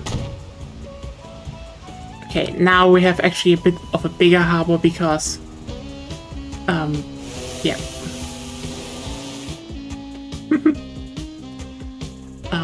Because first of all, the whole, you basically have like big wooden ships and then just jump instantly to steel ships was goofy.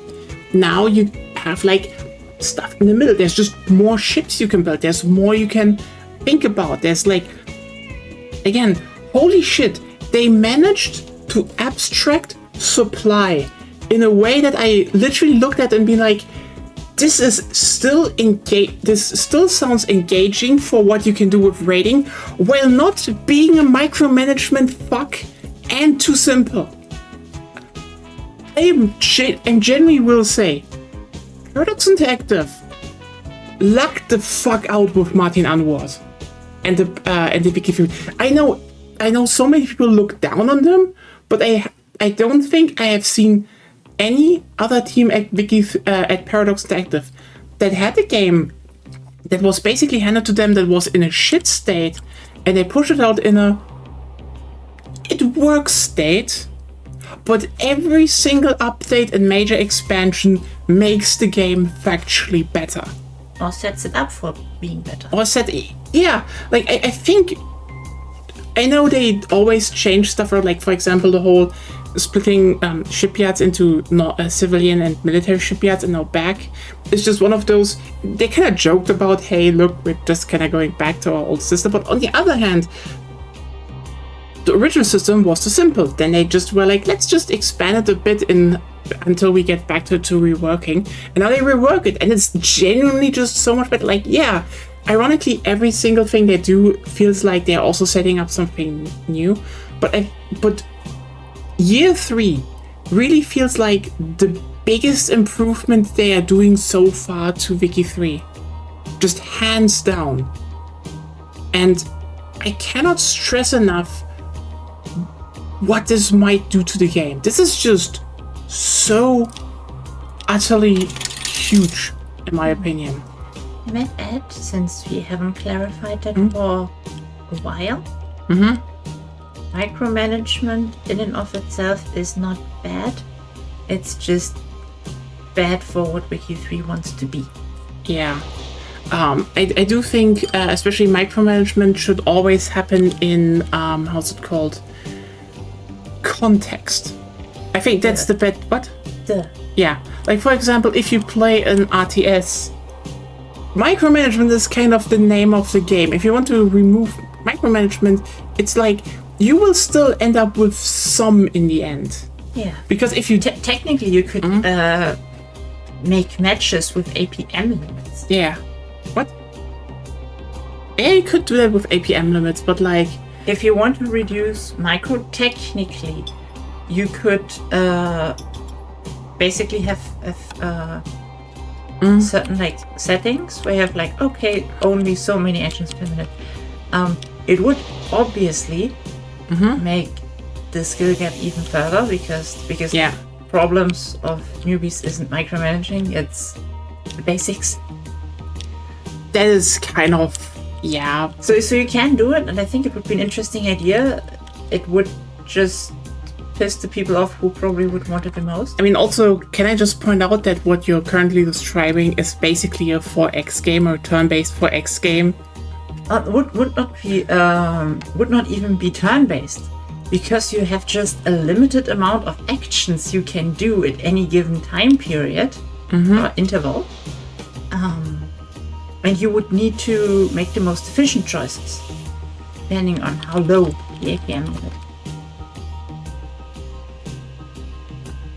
limit. That is not wrong, I would say.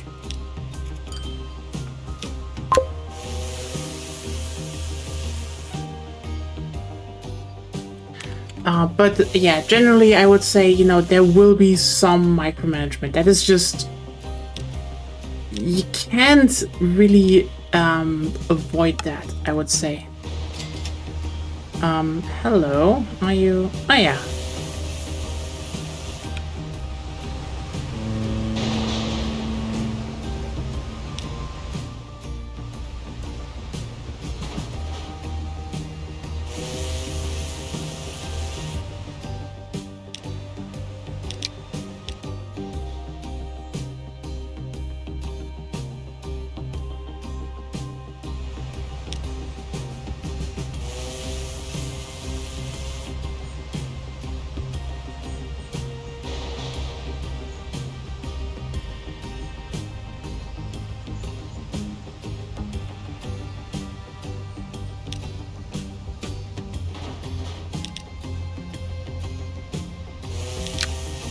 Red Horse 3, the condition is very bad.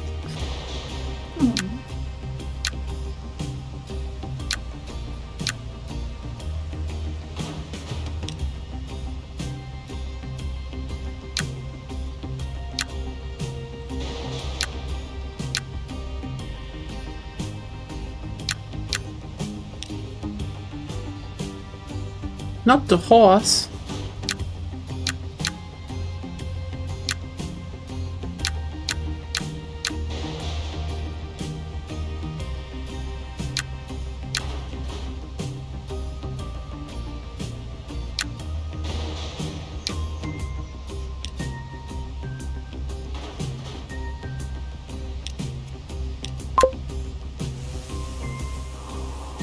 But yeah, there is a lot, I will say, that just sounds really, really good about the update, because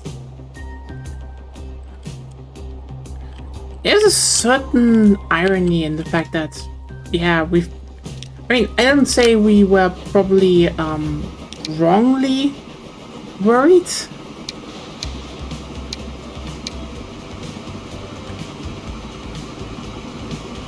But like,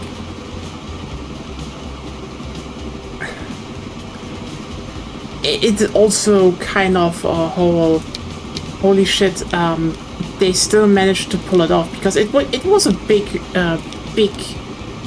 change they would have done. And I genuinely am happy that the update actually looks good. Like, that first Death Diary they made, I am so utterly happy that I can look at it and say, this is good. This is just genuinely capital G good. Because so much, like, yeah, Naval was undercooked, true. But also, so here's the thing, okay? The big problem, like the big song and dance that Wiki 3 always needs to manage, is the whole do they make things actively worse? And it just sounds probably weird, because everyone's like, but the mechanics in Wiki 3 work. They're simplistic. Everyone obviously wants more complex mechanics. That is not even a debate here. The crucial thing is, though, up until now, the for example, the Naval was a system that was simplistic, didn't really add much, but also crucially never was in the way of the game. Any expansion of it, like, that's the problem of Wiki 3. Any expansion of all the mechanics, and we want them to be more engaging and deeper, that is a thing we want, could also end up with a mechanic that backfires and makes the game more fiddly, more annoying, and just more unfun to play. But again, it seems they actually avoided that. Yay! I'm really happy about that, not gonna lie.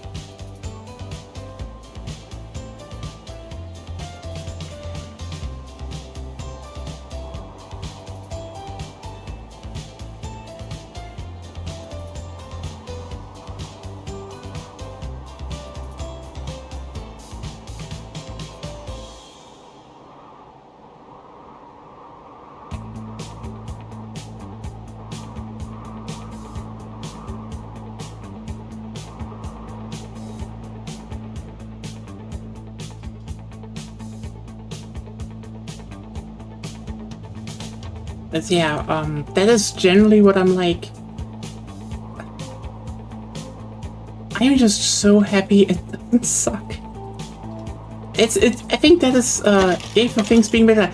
Absolutely. Again, we will talk more about that tomorrow, but like, the fact that they just slotting in on Monday, hey, Martin is gonna talk about like the historical characters being added. I'm like, you do that, they're gonna be very fun, I know, but like, still, I'm so happy that this game is improving, actually.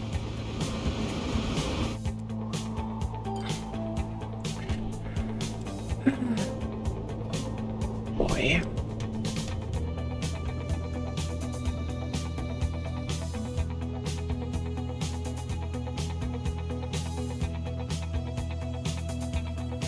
Okay, you know what we should do before we end this one out? We should finally start building our main railway corridor.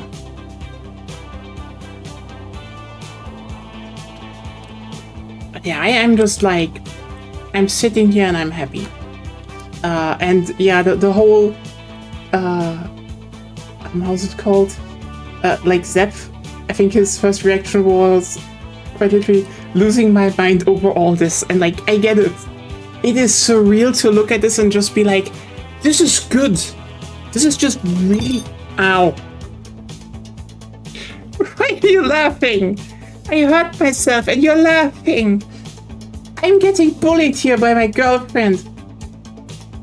Town called Bridgeport. There's neither bridge nor port. Well, they maybe had one. And then things happened. But let it grow a bit. They diverted the river. Well, technically it has a port. It technically has a port. Maybe soonish a bridge as well. Who knows? You could build one. That is actually very true. Do I want to?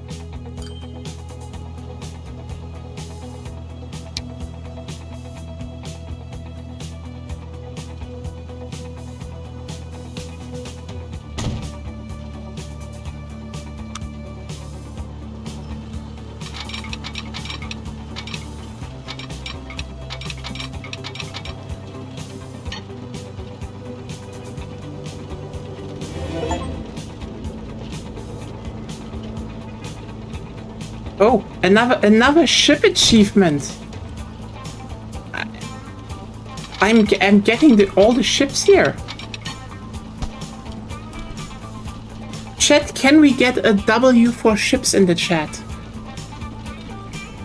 I think I need to clarify. I never had beef with ships. I think ships are a wonderful form of transportation.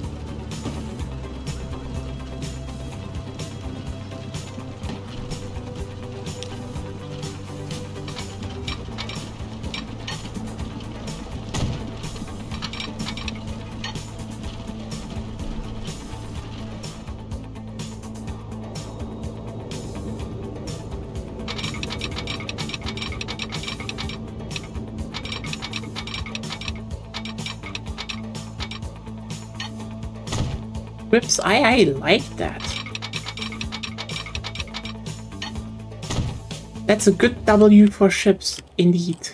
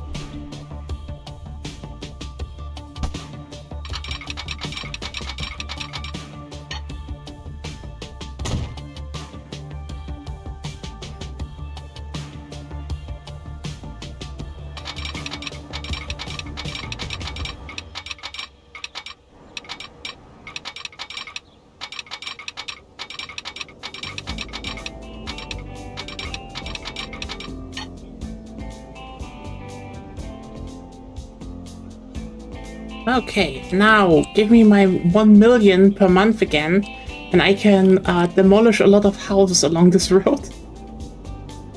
Or trains. San Diego Electric Trolley. Ooh. The complete destruction of St. Petersburg monuments. Yeah! Don't you also like to destroy St. Petersburg a little bit as a treat?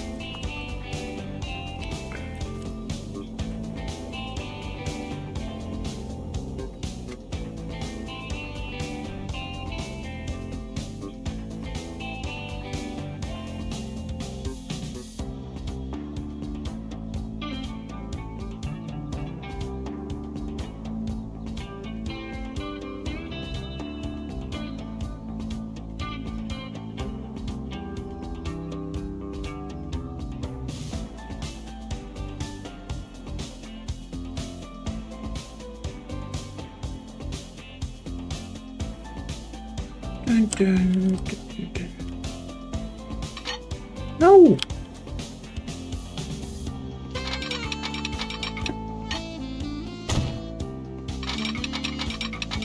Yes.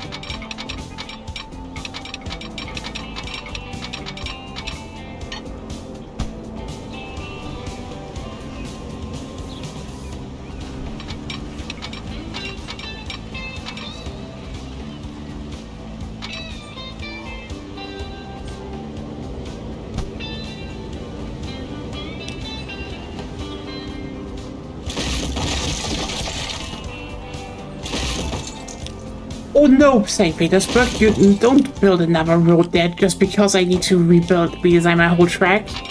No, you don't.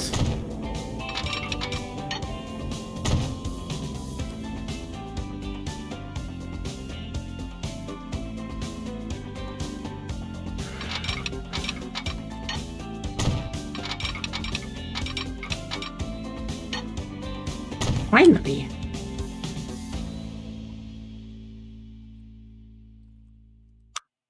Evil has been defeated.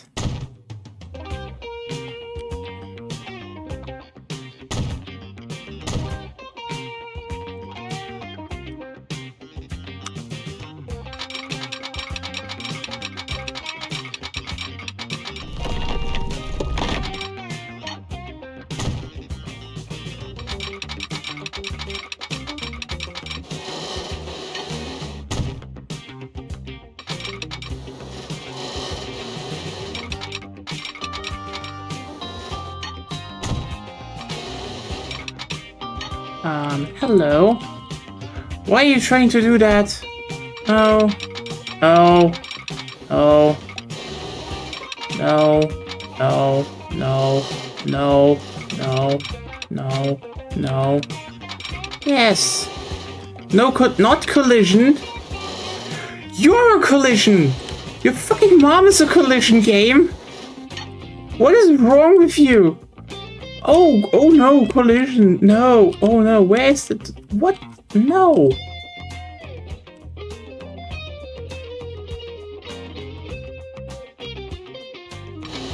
It's too high. That's what Snoop Dogg said. Sure. Oh, come on. That was a good one. No. It would only be funny if Snoop Dogg was tiny.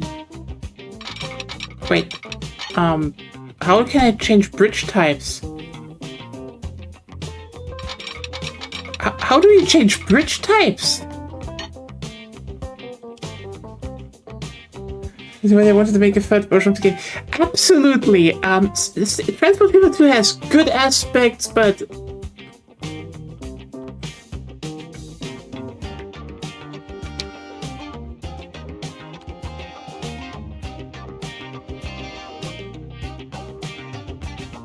I think I don't have any other bridge type available.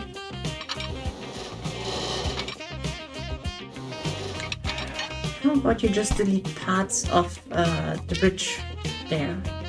This one? No. The lower one? This one. No, I want to... You know what? I know what I need to do.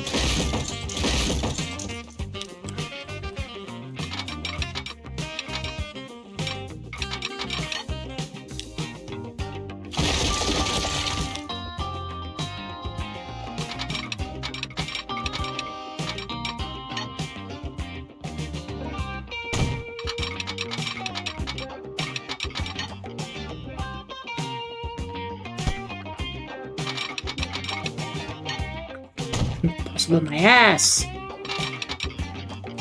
Too much slope. No, there is not too much slope.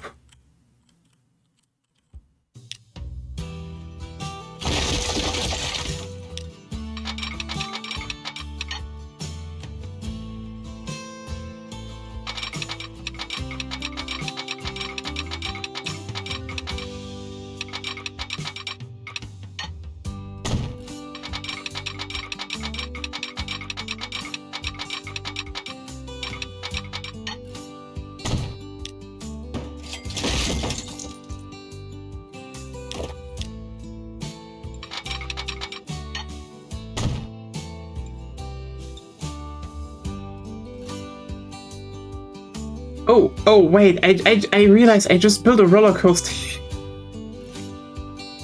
Oh, wait a second.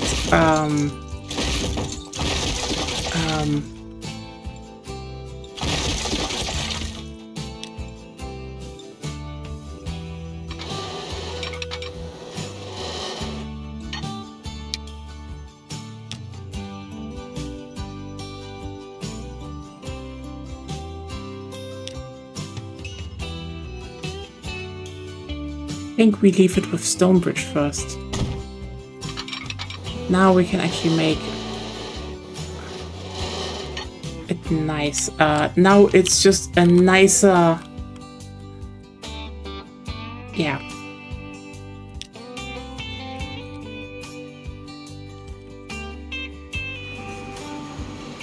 Now my thing is even more... I can build trains.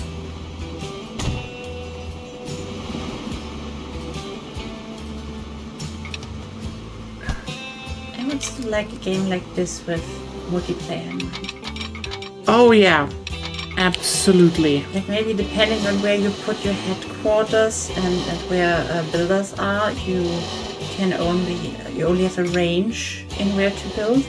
Mm-hmm. So that not everyone goes for the best spot immediately.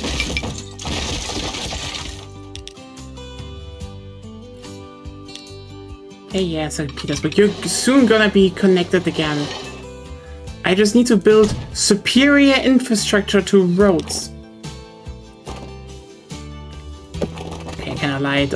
Roads can be pretty Gucci as well, but don't tell that the car brainers. They're getting ideas.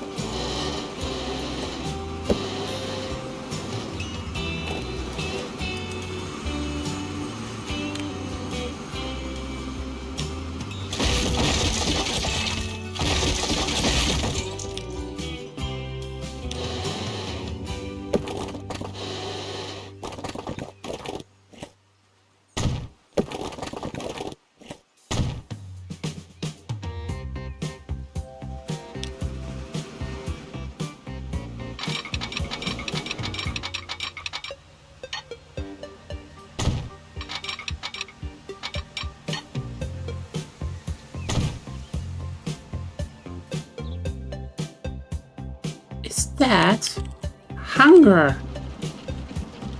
Probably. Okay. So I was right.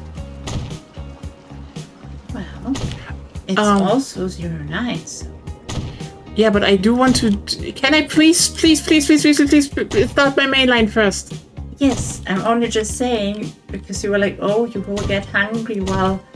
I'm before actually... the stream ends and stuff. And I'm like, no. Technically, the stream has ended. But it's fine. Take your time. Yeah, I can take my time. Agonia is gentle today. Normally she pokes me and makes me feel very uncomfortable. Don't. You do poke me though. I do poke you. Yeah. You are very comfortable. I am not comfortable being poked. No, you're just generally uncomfortable. That's not true. I get uncomfortable when you poke me and I make screaming noises because of the uncomfortableness. But it's very comfy if you do that. It is not comfy. There are screams of agony and you are enjoying them. Oh yeah, sure, right. See it as a love thing. Who wouldn't like screams of agony? Because I'm making them. You could switch. I don't think you ever made those noises. Can you do them? Maybe. You haven't tried hard enough. I did try that and it didn't work out for you, so... Listen, I do this. No noise. I do this. No noise. Do this. No noise. See? I can try poking her and there are no noises. She's just not as, sensitive as I am. What the fuck is this road? Anyway, and then she's just like, you're not trying hard enough. I do. I want revenge, and yet I am not getting revenge. I just get disappointment.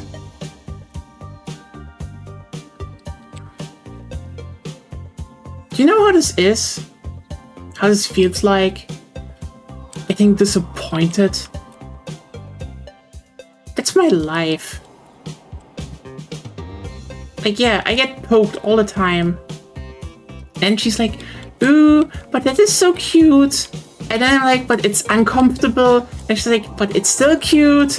And then I'm just like, please no. And she still does it again. And I think you're exaggerating a lot. Oh, no. When was the last time I poked you? Not today. Yesterday. You quite literally poked me yesterday. Did you forget that? When? Literally after we woke up and we came out of the bathroom and you were just like, and I was like, should I do something for warming up, the food? And I put it there, and you were like, nah. You did that. Selfishly extracting valuable noises from my being. So we're accepting now that on this channel, screams of agony and noises of agony are valuable. Yes. Okay, I can live with it. I think that will just be part of the new Nia lore. Doesn't like screaming people. People that are screaming? No, that's good. It's distracting them from their own screaming. I don't want to scream. I really do not want to scream. Then don't. But you're forcing me to scream. Wait, literally, you're doing it. Ever thought about that? No.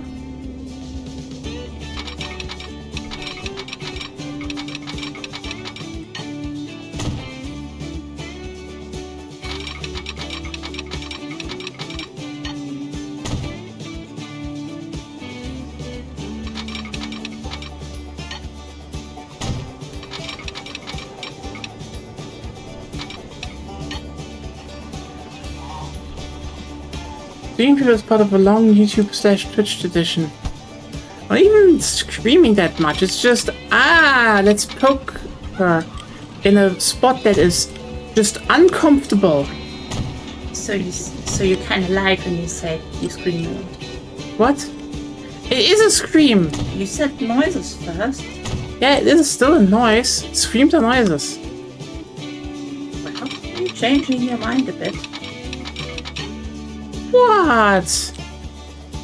Now it's getting... No. Stop.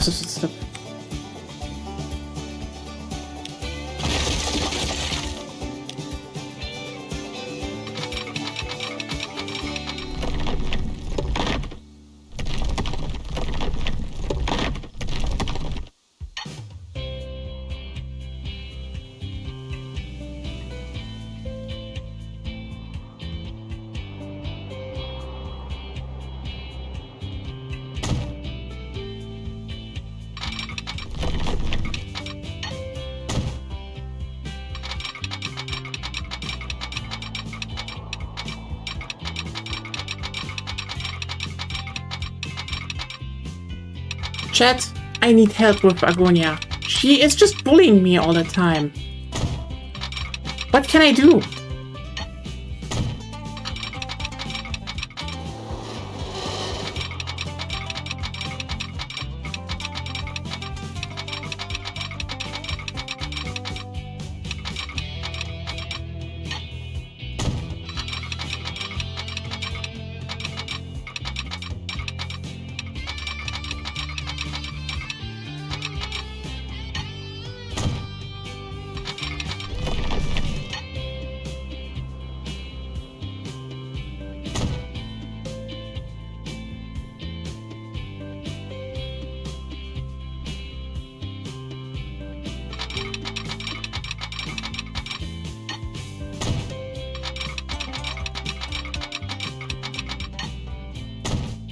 You know what I do like about Transport Fever 2? About the train building? The moment you actually have laid down your first tracks, it's actually really cheap to slap others beside it, which is kind of how it is in real life usually. If not the fucking NIMBYs are around.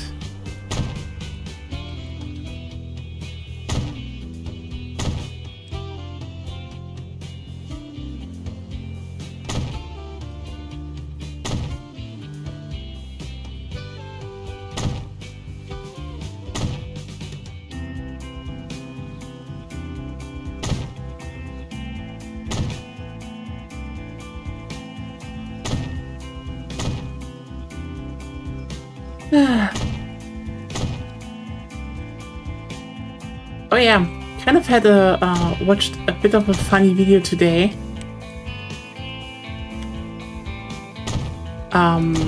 About the Irish Civil War, and they had interviews from two people who fought and were imprisoned from both sides, and it's it is so fucking funny how different their opinions were on everything. Like, they had some overlap, but like, it is so funny how the IRA person was just straight up talking about this was a fight against colonialism, and like just really went into anti-colonialism and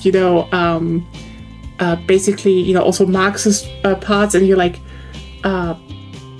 and then the pro-British person was just like, yeah, when the Republicans win, it would be a worse prosecution than countries in the Middle East. I'm just like, mate, it's kind of wild having you both just side by side in this video, just like the whiplash of someone being very deliberate and careful with their words and knowing what the British did to Ireland, and has like a very clear head, and the other guy was just like, I don't know, it could be really bad if they won.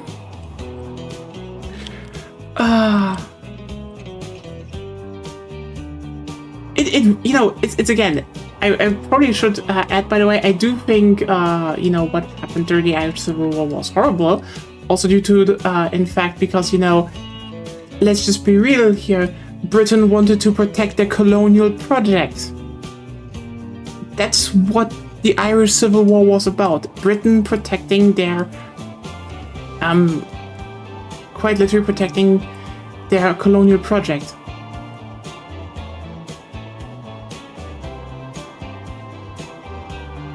It's still funny when you know, if you get those two opinions and then it's like one person knows how to argue and the other one is just like very weird. It's just like vaguely, yeah, it could be really bad.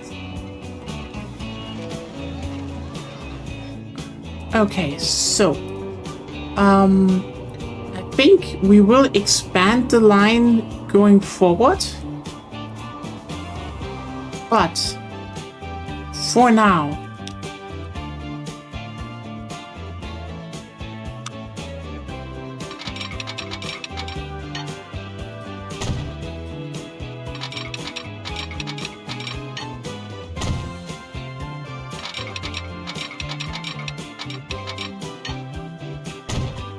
this should suffice.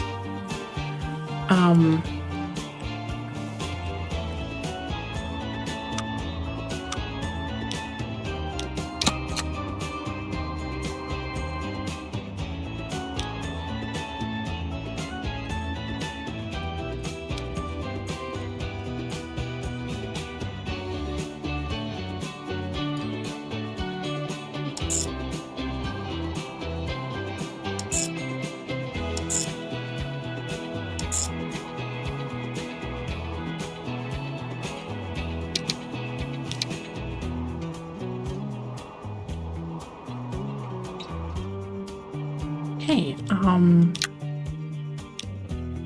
now we have also 10-wheeler.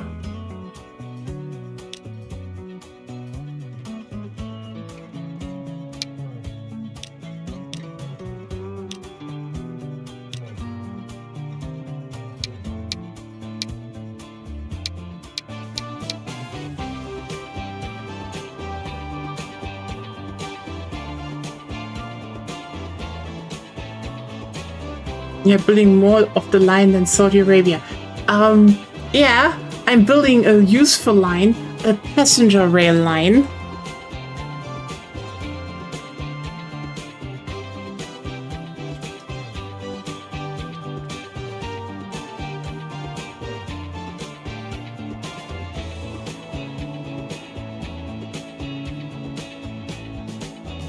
Which is gonna be a perfect baseline for when we continue next time, actually.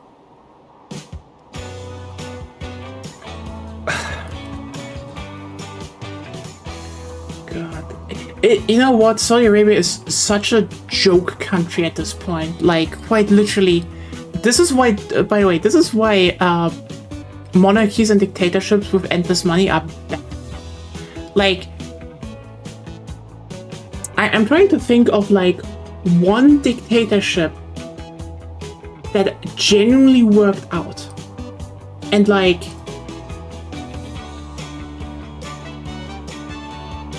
nope, Ivory Coast is still the only one basically. And then even then, this was like kind of an excuse. Oh wait, a left is saying there was one dictatorship that worked. Yes, Ivory Coast worked for kind of all the wrong reasons you would expect, actually. But the thing about dictatorships, they're not inherently bad. They're just very, very easily turned bad because there's one person in power. I mean, let me just put it like this. Ivory Coast still had, like, corruption, etc. But the thing why Ivory Coast worked was the guy that ran it was way more aware of certain aspects in Africa And also, crucially, he was liked. Like, he did a thing that basically no other dictator did. He kind of paid everyone off in the country. Okay. So here's the thing. Okay. I think it was how was he called again? Blah. He actually added that name to himself.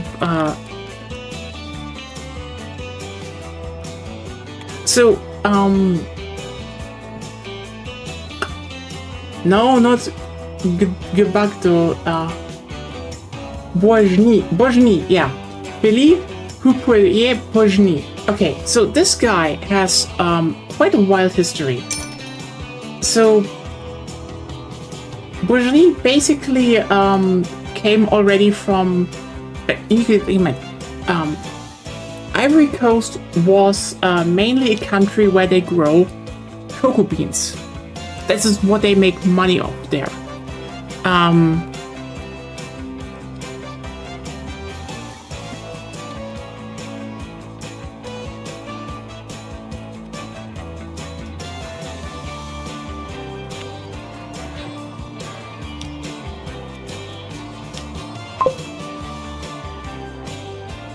And basically, he was a bit of an odd character, but crucially, I would say there were a few things about him that... Whoa, what is a bear? Was that a bear? Anyway, that made him a little bit more interesting than most other people there, because he still lived during French rule, and here's a big thing. He actually kind of liked the French. He just hated their exploitation of labor in Africa.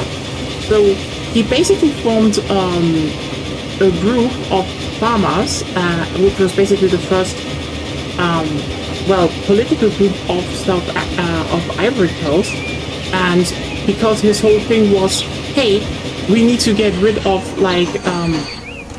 the exploitation and shit. A lot of people were on board with that. So he actually got a lot of support, and even got nominated into the he actually got voted into the French Parliament in the Republic back in the day. And the French were basically like, this is our guy in Africa. And he stayed there for decades.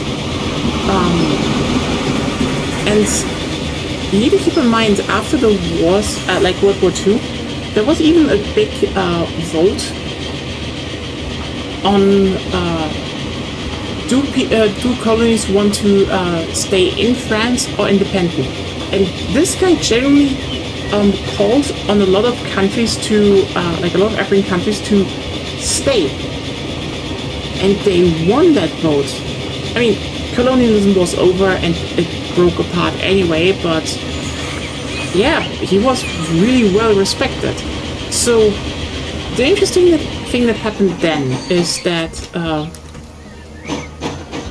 after everything broke apart, two things happened in Africa. Basically, a lot of African countries basically united themselves, and also a crucial thing you need to keep in mind about African dictatorships is the ideas behind why there should be, single-party states in Africa was because, well, they kind of were aware that the colonialist power just kind of created zones of rule where a lot of groups just lived together that were culturally very different, and it could just lead to problems.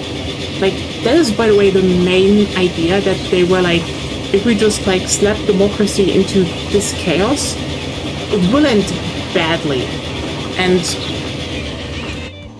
they were not really wrong. Let's just be clear about that. So a crucial thing here is... now we have new passenger cars. Cool. Also, yeah, first part of the main line is open. Hell yeah. But yeah, what basically happened is that he that he was elected president in Ivory Coast. Well, Ivory Coast was basically, there were Catholics in the south, Muslims in the north. So the land was, like, the country was literally divided. And the only one both groups kind of respected was this guy. So he was just like, yeah, my whole plan of, staying with the French failed. I guess I take the job. And basically a few things he did then very different than every other country in Africa. Because, like, basically every country in Africa after their independence created two things. They basically made it so that they were like, we're going all in on heavy industry, and also due to how their policies were set up, they kind of created a lot of white flight. So like Europeans left the country. This is, by the way, yeah, you can say a lot about that, but what basically happened is that a lot of the money and experience to keep, heavy industry running went out of the country. Ivory Coast, though, went the complete opposite way. Bonnier basically was like, we are going to double down on cocoa and coffee production, like hard, because he was seeing that they can do that anyway. They can grow a lot of cocoa beans anyway, and also due to World War II and such, all the Americans, they really wanted that chocolate. Like, the Europeans and Americans were basically realizing, ooh, chocolate exists. So considering Ivory Coast was basically like the world's main producer, they just made fucking bank. They made really fucking bank with that. And this was like, subsidized and, supported. And also, crucially, Bonnier was very, very much pro-immigration. So, like, there stayed like a large contingent of French people in the country, but also especially from like sub-Saharan countries. There were so many immigrants that nowadays like 1/3 of the country is just immigrant background. And he was just like, come in, we have jobs, we need you. And yeah, the thing now is, well, they made fucking money from cocoa, like a whole lot of money from cocoa. And what did they do with that money? Well, yeah, he kind of just handed shit out. Yep. He was just like, here are a lot of jobs, like minor jobs that are not really relevant, but they're paid well by, the fact that the country could bankroll everyone from cocoa money. And so his whole point was, hey, you might be in opposition to me, but you can still profit from the money the country makes by just applying for a job in the government. Meaning, everyone in the country was just kind of like, yeah, actually, it's going relatively well for most people. Like, he still, took out political opponents and stuff and such, but like, he actually didn't execute people because he didn't believe in that, so good, I guess. And you know what the funniest bit about this is? If you think about the whole, remember where he came from? He was the son of a farmer. So you know who made the most fucking money from all the subsidies and the cocoa? He fucking made gigantic amounts of money because he was like the biggest farm owner in the country and ran a country that basically supported farming. His farming. And you know what? He quite literally went on to like speeches where he fucking bragged about being rich. And you think like, wait, that sounds like a recipe for disaster, but interesting, the way he spun it is basically like the thing Donald Trump wishes he was. He was basically like, look, I'm not taking any shit out of the coffers of the country. Those are full. I'm making my own money. Yeah, I'm profiting from that. I'm filthy rich due to all the policies, but I'm not, getting rich by skimming off everything from the country, compared to all the other African countries around Ivory Coast, where a lot of dictators started doing that. So a lot of people are like, yeah, he's profiting to hell and back from all of this, but he's not, drying up the coffers. So yeah, Ivory Coast generally went pretty well for a bunch of decades, and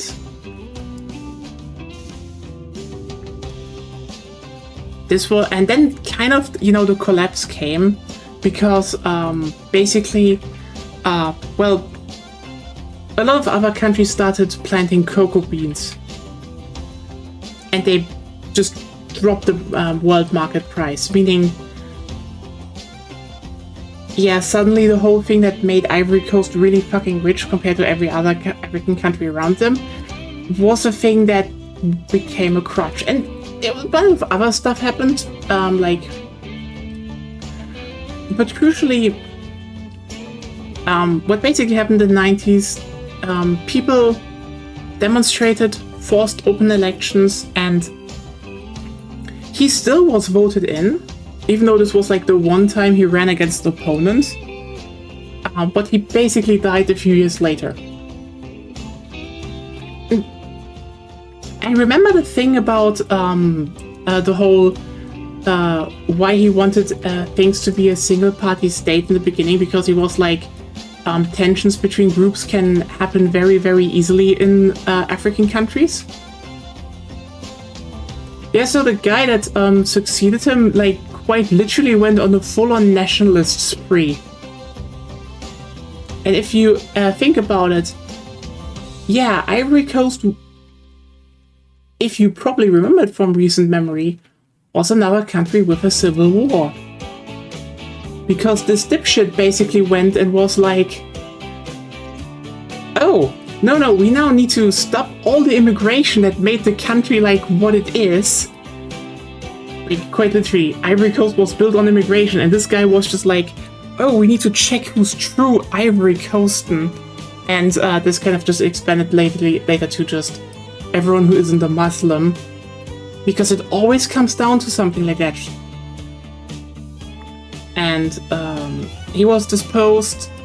Then the guy that basically ran the opposition against Bourguigny became president, and then became a really fucking corrupt dictator who was then also disposed with the help of the French. And now it's going up again for the country, but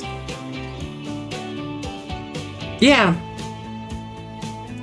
Short fucking history of Ivory Coast.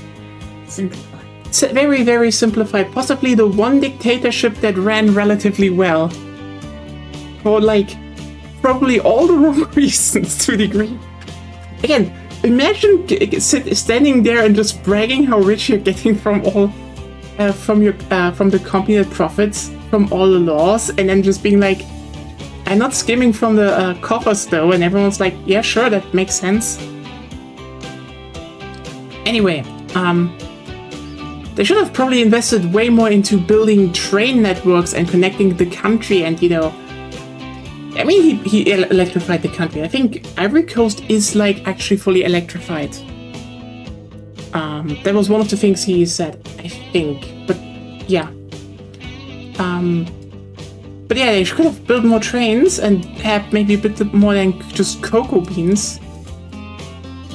Even though, ironically, the reason Ivory Coast is actually bouncing back now after the Civil War and like coups and such is cocoa prices are going through the fucking roof recently.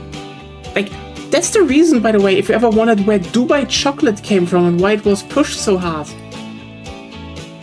Chocolate itself is expensive. Cocoa is expensive, and that is like... Well, it's especially expensive since, I think,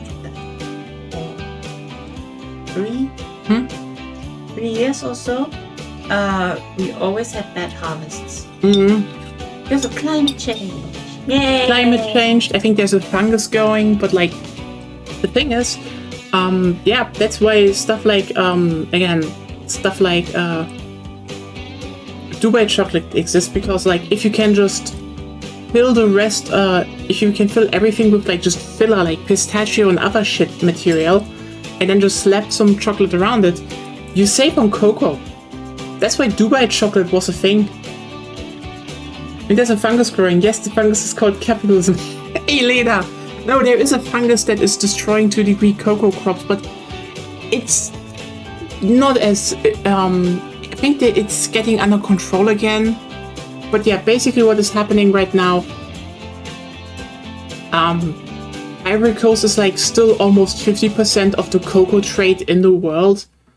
And so because the prices go through the roof, they suddenly sit there and being like, whoa, shit, we have money again. We can actually start fixing shit in the country. And I'm just like, yeah. Hopefully this time you invest a little bit into things besides cocoa beans. But yeah, this was Transport Fever 2. Bridgeport expanded. They now want brick and tools. We can do bricks and tools. I do like bricks and tools. Brickport, yes. But yeah, Lena. We built a ship empire this time. Quite literally, we only have like 2 railway lines, like the one from the beginning, and now I'm building the Western Main Line that kind of is supposed to go through the towns. Gilbert gets like a branch line, I would say. Bote.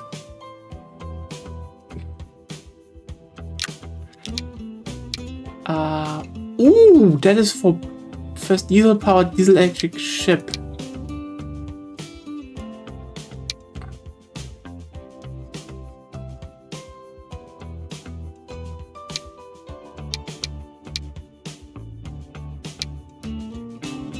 I should probably exchange my ships now that I look at this.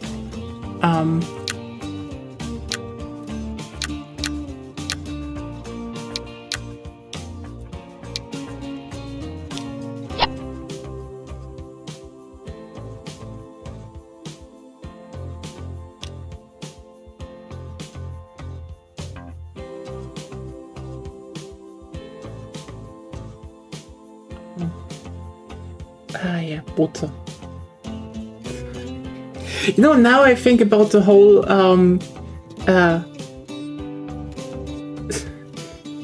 electronic DJ bamboozles a whole nation.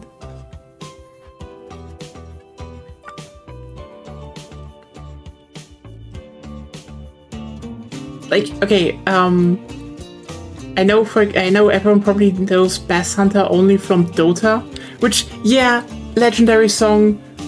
Oh yeah, you don't know the Bot and Anna song story? Okay, so the thing is, Bass Hunter got kind of big due to his Dota song, and all of his songs are kind of about him playing video games. You know, yeah. And the thing is, what you need to keep in mind, Bot and Anna is about a bot called Anna, like, you know, in a bot in a video game. But the problem is, most people in Sweden just stumbled over his electronic music, and we're not like that much into like gaming terminology or like the deeper weeds. So when they heard that, they were thinking he was talking about having a boat called Anna, because båten is a boat in Swedish. And so, quite literally, his fucking video, like a music video to the song, is him just being in a fucking boat called Anna. This was just the whole thing for a while. Yeah. I know that in Dutch as well. Yeah, kind of makes sense, right? But yeah, I kind of have a bit of a ship thing right now. Like, my grain production is mainly fueled by one ship going up and down, just getting that corn. Getting them grains. What? I like corn. Huh. What? Huh. I actually bought corn recently because I just wanted to have some again. I don't know when I will eat it. Oh, fuck, I forgot that. What? Okay, I actually wanted to make some savory porridge. And one of the things I heard that would be really good in that is just mix in some miso. I forgot to get miso. No, I guess David has met Zepp in the Discord earlier. I saw that. We were also talking about the update. I think tomorrow when we stream Wiki 3, or if we don't Wiki 3, we will definitely talk about that tomorrow. Because again, as I talked with Agonia about it already, it is wild because like I know we all were like anxious how it would turn out, and then you look at it and it's just like, oh no, they actually figured out a way to make this one good, Make it work. Make it more complex without apparently making it worse.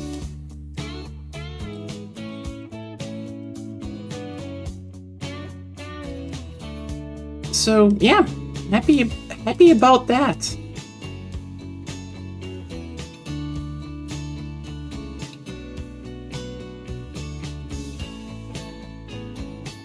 I saw a list of ship types and pretty much stopped reading after that. Yeah, they have more ship types, which is really cool. I think in 2 weeks we know how the ship designer looks like, and that's probably gonna be also more crucial, like what ships can you build. But like if that is already like the base stuff you can just select and go off, that is already pretty cool. Like, yeah.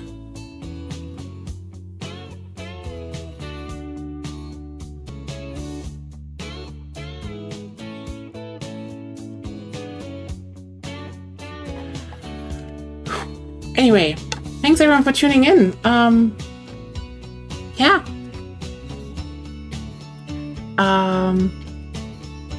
That's a list of ship types. I'm pretty much so. Yeah, sorry.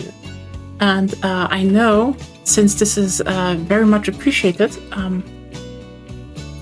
you've all been very good girls for staying here and watching me build trains. See you all around. Have a wonderful night, wonderful dreams.